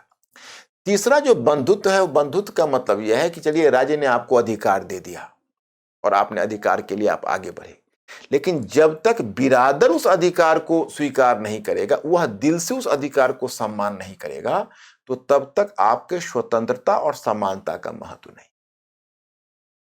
डॉक्टर भीमराव अंबेडकर ने जब संविधान को जिस समय संविधान सभा ने एक्सेप्ट किया था 26 नवंबर 1950 को, सॉरी 26 नवंबर 1949 को, 26 जनवरी को तो इसको लागू किया गया है 1950 को, तो 26 नवंबर 1949 को जब उसको अपनाया था, उससे एक दिन पहले डॉक्टर भीमराव अंबेडकर का बड़ा ही ऐतिहासिक और भावुक स्पीच आया था, उसका भाषण आया था। उन्होंने कहा था कि देखिए, स्वतंत्रता के बिना समानता नहीं टिक सकती और समानता के बिना स्वतंत्रता नहीं टिक सकती, और अगर बिरादरी का सपोर्ट नहीं मिलेगा तो न समानता चल पाएगी न स्वतंत्रता, क्योंकि फिर उसे लागू कराने के लिए हर जगह एक कांस्टेबल को खड़ा रखना पड़ेगा। जैसे अब आप कहोगे, आप जा रहे हो, आपकी बिरादरी बहिष्कार कर दे रही, आप स्वतंत्र हो, कहोगे कि भाई आपको स्वतंत्र है कि आपकी महिलाएं बाहर जा सकती है, घर से मनमाने ढंग से जॉब कर सकती है, और पता चला कि पूरे मोहल्ले वाले ने आपसे बात करना बंद कर दिया, आपसे खान पान बंद कर दिया, आपसे हर तरह का संबंध तोड़ लिया, तो आप कितना अकुलाहट में आप चाहोगे ठीक है भाई, जो आप कहते हो मैं मान लूं। तो बिरादरी जब तक वो स्वतंत्रता को नहीं एक्सेप्ट करेगी तब तक कैसे होगी। तो सबसे बड़ी बात क्या हुई कि हम लोगों ने जब स्वतंत्रता के बाद लागू किया, तो नेहरू जी वैचारिक स्तर पर तो बहुत आगे थे, लेकिन उनको वो इस बात को सोच नहीं पाए कि जिस आर्थिक प्रगति की बात वो कर रहे हैं, वो आर्थिक समृद्धि की बात करें, वो इंडिया में हो नहीं सका। ना तो प्राइमरी एजुकेशन को प्रोत्साहन मिल पाया, जो लोगों में शिक्षा पहुंच पाता, न रोजगार पहुंच पाया, ना आर्थिक विकास हो सके, ना भूमि सुधार हुआ कि ग्रामीण जनसंख्या के ही संबंध परस्पर बदल जाते। इस कारण से पुराना मॉडल कोई ना कोई रूप में रहता गया, और हमारे जो रूलिंग क्लास के लोग थे उनमें काफी अंग्रेजियत थी। अंग्रेजियत से मेरा तात्पर्य यह है कि जो रूलिंग क्लास के लोग थे वो कहीं ना कहीं, बहुत सारे तो पश्चिमी शिक्षा प्राप्त थे, यहाँ के यूनिवर्सिटी से पढ़े हुए थे, तो कॉमन पीपल के साथ इंटरैक्ट नहीं कर रहे थे। उस समय जो ये तथाकथित, जिसको आप लोग हिंदुत्वा बोलते हैं या हिंदुत्वा संगठन या उस तरह के, वह स्वतंत्रता के बाद लगातार 7 दशक तक प्रयास करते रहे, लोगों के बीच जाते थे, लोगों से कम्युनिकेट करते थे अपने देशी भाषा में। इस पर एक बुक है जो मैंने पढ़ी है, वो है संजय बरू की। संजय बरू ऐसे ही बहुत अच्छे ऑथर है, 2021 की ही बुक है, और लुटियंस दिल्ली पर है। लुटियंस मतलब उन्होंने नाम मैं भूल रहा हूँ, एक मतलब एक नए एलिट क्लास, इंडिया के नए एलिट क्लास के बारे में उन्होंने इस बात को हाईलाइट किया है कि भाई हम जो, उसमें बहुत सारे जो अंग्रेजी भाषी थे, अब आप लोग इस ये मत कहना मुझे उस चैनल पर अंग्रेजी में बोलना पड़ रहा है, क्योंकि कुछ अंग्रेजी के ऑडियंस को लेकर के मैं हिंदी को भी पकड़ा हुआ हूँ और बहुत शिद्दत के साथ आप लोगों के साथ हूँ, इसलिए आप मुझे उसके लिए ब्लेम मत करना। लेकिन जो अंग्रेजी भाषी एक समूह है, उसने कॉमन पीपुल के साथ कम्युनिकेट नहीं किया हिंदी भाषा में। उस कारण से क्या हुआ कि उस समय जो बहुत उस तरह के जो रूढ़िवादी कुछ इस तरह के जो मस्कुलर नेशनलिस्ट थे, जो उत्साही राष्ट्रवादी, जो हिंदुत्व वाले संगठन से जुड़े हुए थे, वो वर्नाक्युलर लैंग्वेज में, देसी भाषा में लोगों के साथ कम्युनिकेट करते रहे, लोगों के बीच गए, उनके दुखों को सुना, उनके बीच रहकर। ये आज सभी मानते हैं, पुरुषोत्तम अग्रवाल भी इस बात को मानते हैं, चाहे वो योगेंद्र यादव हो या प्रताप भानु मेहता हो, सभी को इस बात को स्वीकार करना पड़ता है। इस कारण से क्या हुआ कि एक इंडिया और भारत के बीच का विभाजन है वो बना रहा। देखो, पंडित नेहरू के जो आर्थिक मॉडल है, उन पर विवाद हो सकता है कि उनका आर्थिक मॉडल सही था या गलत था, उनका जो, जिसको नेहरूवादी आर्थिक मॉडल कहते हो, वो कितना कारगर था या नहीं था, इस पर विवाद हो सकता है। लेकिन इस पर कोई विवाद नहीं हो सकता कि उनका जो सांस्कृतिक या जो सामाजिक नीति है वो सफल रही है। क्योंकि जो हम हिंदू राष्ट्र नहीं हो सकते थे, हमारे राष्ट्र का विकल्प था सिविक नेशनलिज्म। और सिविक नेशनलिज्म का मतलब हुआ कि हमारी जाति धर्म की पहचान अलग अलग जो हो, लेकिन हम कुछ महत्वपूर्ण मुद्दों पर परस्पर एकता बनाए रखें और अपने आप को राष्ट्र के रूप में संगठित रखें। यह मॉडल होता है, इसको सिविक नेशनलिज्म कहते हैं। सिविक नेशनलिज्म का मॉडल ही हमें सूट करता था और वो हम चला रहे थे। लेकिन इन 7 दशकों में क्या हुआ कि वो लैप्सेस हो गया। नेहरू के बाद वो मर्यादा का पालन नहीं हो सका। कांग्रेस भी उस मोर्चे पर विफल होती चली गई।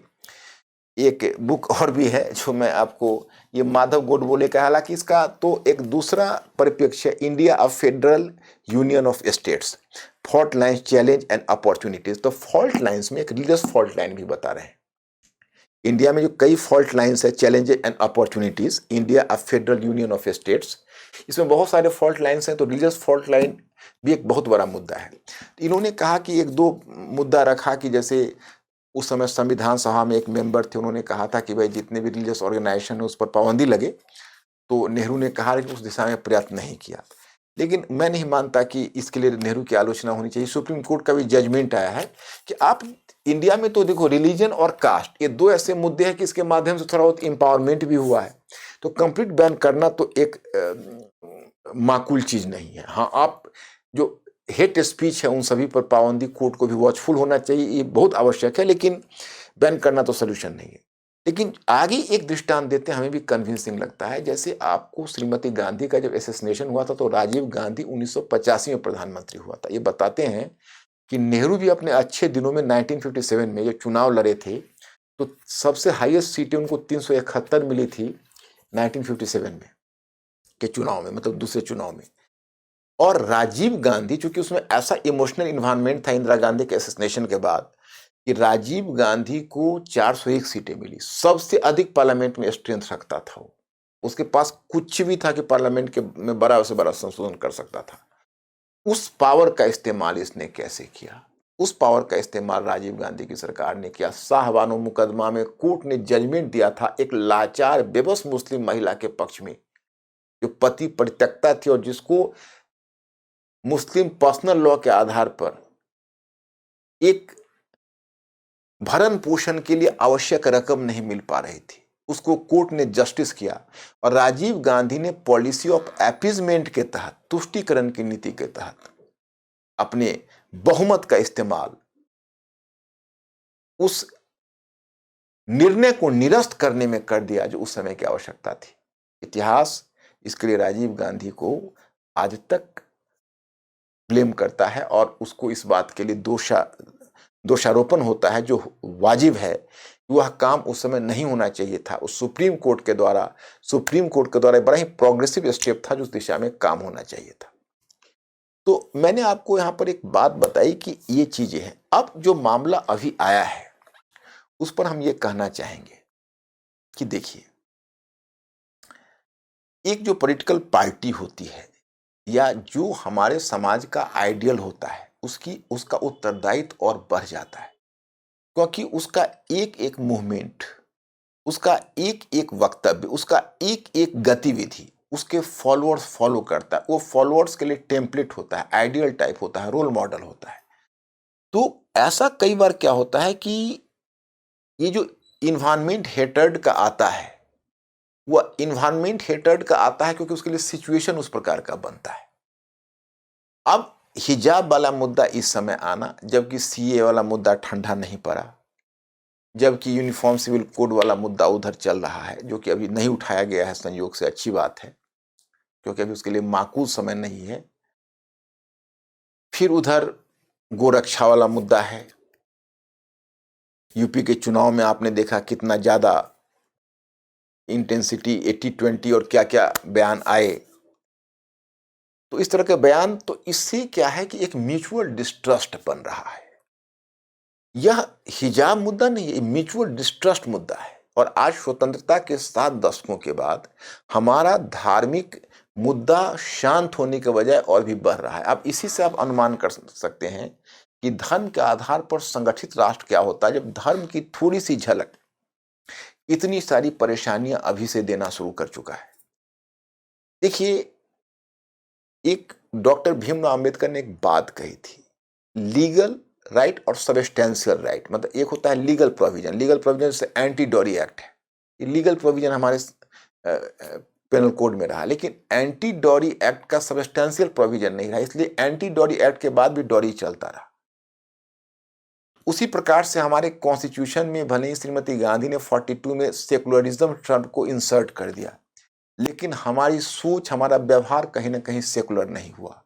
और अभी हमारा व्यवहार इतना ज़्यादा सस्पिशियस हो चुका है कि इससे एक म्यूचुअल डिस्ट्रस्ट की भावना आ चुकी है। इसलिए लेट सेकुलरिज्म बी सबस्टेंशियल, अब इसको लीगल से सबस्टेंशियल होना चाहिए। सेकुलरिज्म हमारे व्यवहार में होना चाहिए, हमारी सोच में होनी चाहिए। और इस पूरी ये जो घटनाएं हो रही है, उसमें सबसे बड़ा दुख मुझे इस बात का है, एक व्यक्तिगत तौर पर जो मैं आपको शेयर करना चाहता हूं। सबसे बड़ा दुख मुझे इस बात का है कि लिबर्टी, इक्वालिटी एंड फ्रैटर्निटी, एक फ्रैटर्निटी इंडिया में ऐसा बनना चाहिए था जो लिबर्टी, इक्वालिटी के महत्व को समझे, सेकुलरिज्म के महत्व को समझे। इन वो फ्रैटर्निटी इतना आइडियोलॉजिकली इंटॉक्सिकेटेड हो गई है, इतना ज्यादा आइडियोलॉजिकल डिवीजन इंडिया में हो चुका है कि सबसे बड़ी चीज कि फ्रैटर्निटी, हमको हिजाब वाला मुद्दा अगर कोई शिक्षण संस्थान स्वतंत्र रूप से ऐसा निर्णय लेता तो इसमें कोई आपत्ति नहीं थी। अगर गवर्नमेंट स्कूल में लागू किया गया, इसमें अगर सरकार की रजामंदी है तो ये चिंता की बात है, क्योंकि अभी उसके लिए माकूल समय नहीं था। उससे भी बड़ी बात है कि जब हमने न्यूज में यह देखा कि इधर हिजाब का मुद्दा अगर आया, उधर बदले में एक दूसरी कम्युनिटी के लोग भी काउंटर डेमोन्स्ट्रेशन शुरू कर दिया, डेमोन्स्ट्रेशन के जवाब में डेमोन्स्ट्रेशन। यही चीज हमने सीए में देखा था। डेमोन्स्ट्रेशन के जवाब में पब्लिक को डेमोन्स्ट्रेशन नहीं देना चाहिए, क्योंकि अगर कोई अपने आप को पीड़ित मानता है तो डेमोन्स्ट्रेशन करे, let it be decided between the government and the oppressed people. लेकिन इसका डेमोन्स्ट्रेशन का जवाब डेमोन्स्ट्रेशन नहीं होता है। यह जो ब्रदरहुड है, ये जो ब्रदरहुड की भावना है, यह जो अफेक्टेड हो रही है, ये सेकुलरिज्म पर बहुत बुरा प्रभाव छोड़ेगा। तो हम अपने पाठकों और अपने व्यूअर से अर्ज करना चाहते हैं, अगर आपको हम मेरे विचार से सहमति नहीं हो तो इसमें कोई बड़ी बात नहीं है, हमें इसको स्वीकार होगा। बस आपसे हम यही कहेंगे कि सोशल साइंसेस में हर चीज के कई डायमेंशंस होते हैं।